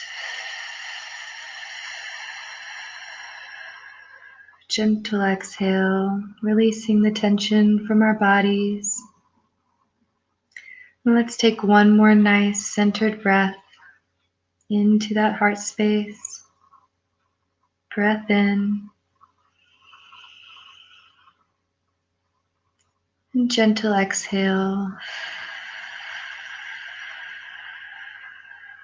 Giving our bodies permission to relax and release any tension from the day, any stressors we might be holding in our mind, just allowing them permission to release and relax. And we'll bring our attention back to our heart center on that beautiful green light. And I invite you to imagine this green light as it glows. And allow it to grow from the center of your chest, warming your torso, expanding through to your shoulders, and down your arms, and down to your hips, and moving this green warm light all the way down to the tips of your toes, filling your body with love and peace.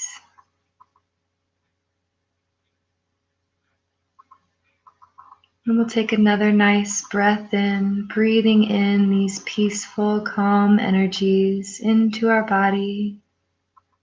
Breath in.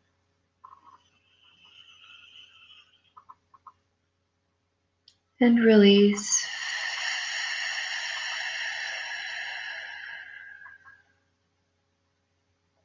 And I invite you in this moment to just send gratitude to your body. There may be a specific body part that comes to mind. And just send gratitude for everything your body does for you. And we'll send gratitude to our mind for the ability to process thoughts and emotions.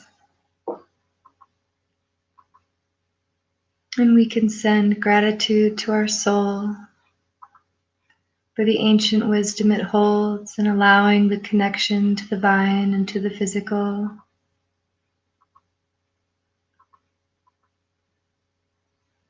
And we'll take one more inhale, breathing this gratitude into our heart center.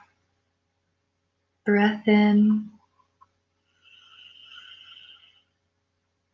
And exhale.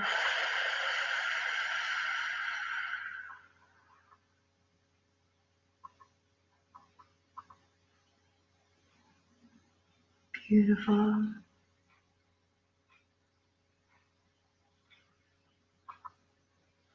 And whenever you're ready, you can bring your consciousness back to this now moment, filled with love and gratitude, relaxed and peaceful for the rest of your day.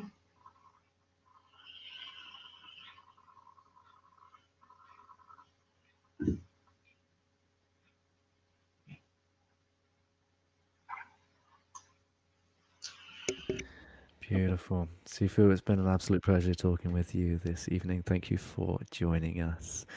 And yeah, so that is it from us this evening. Have a beautiful, beautiful night.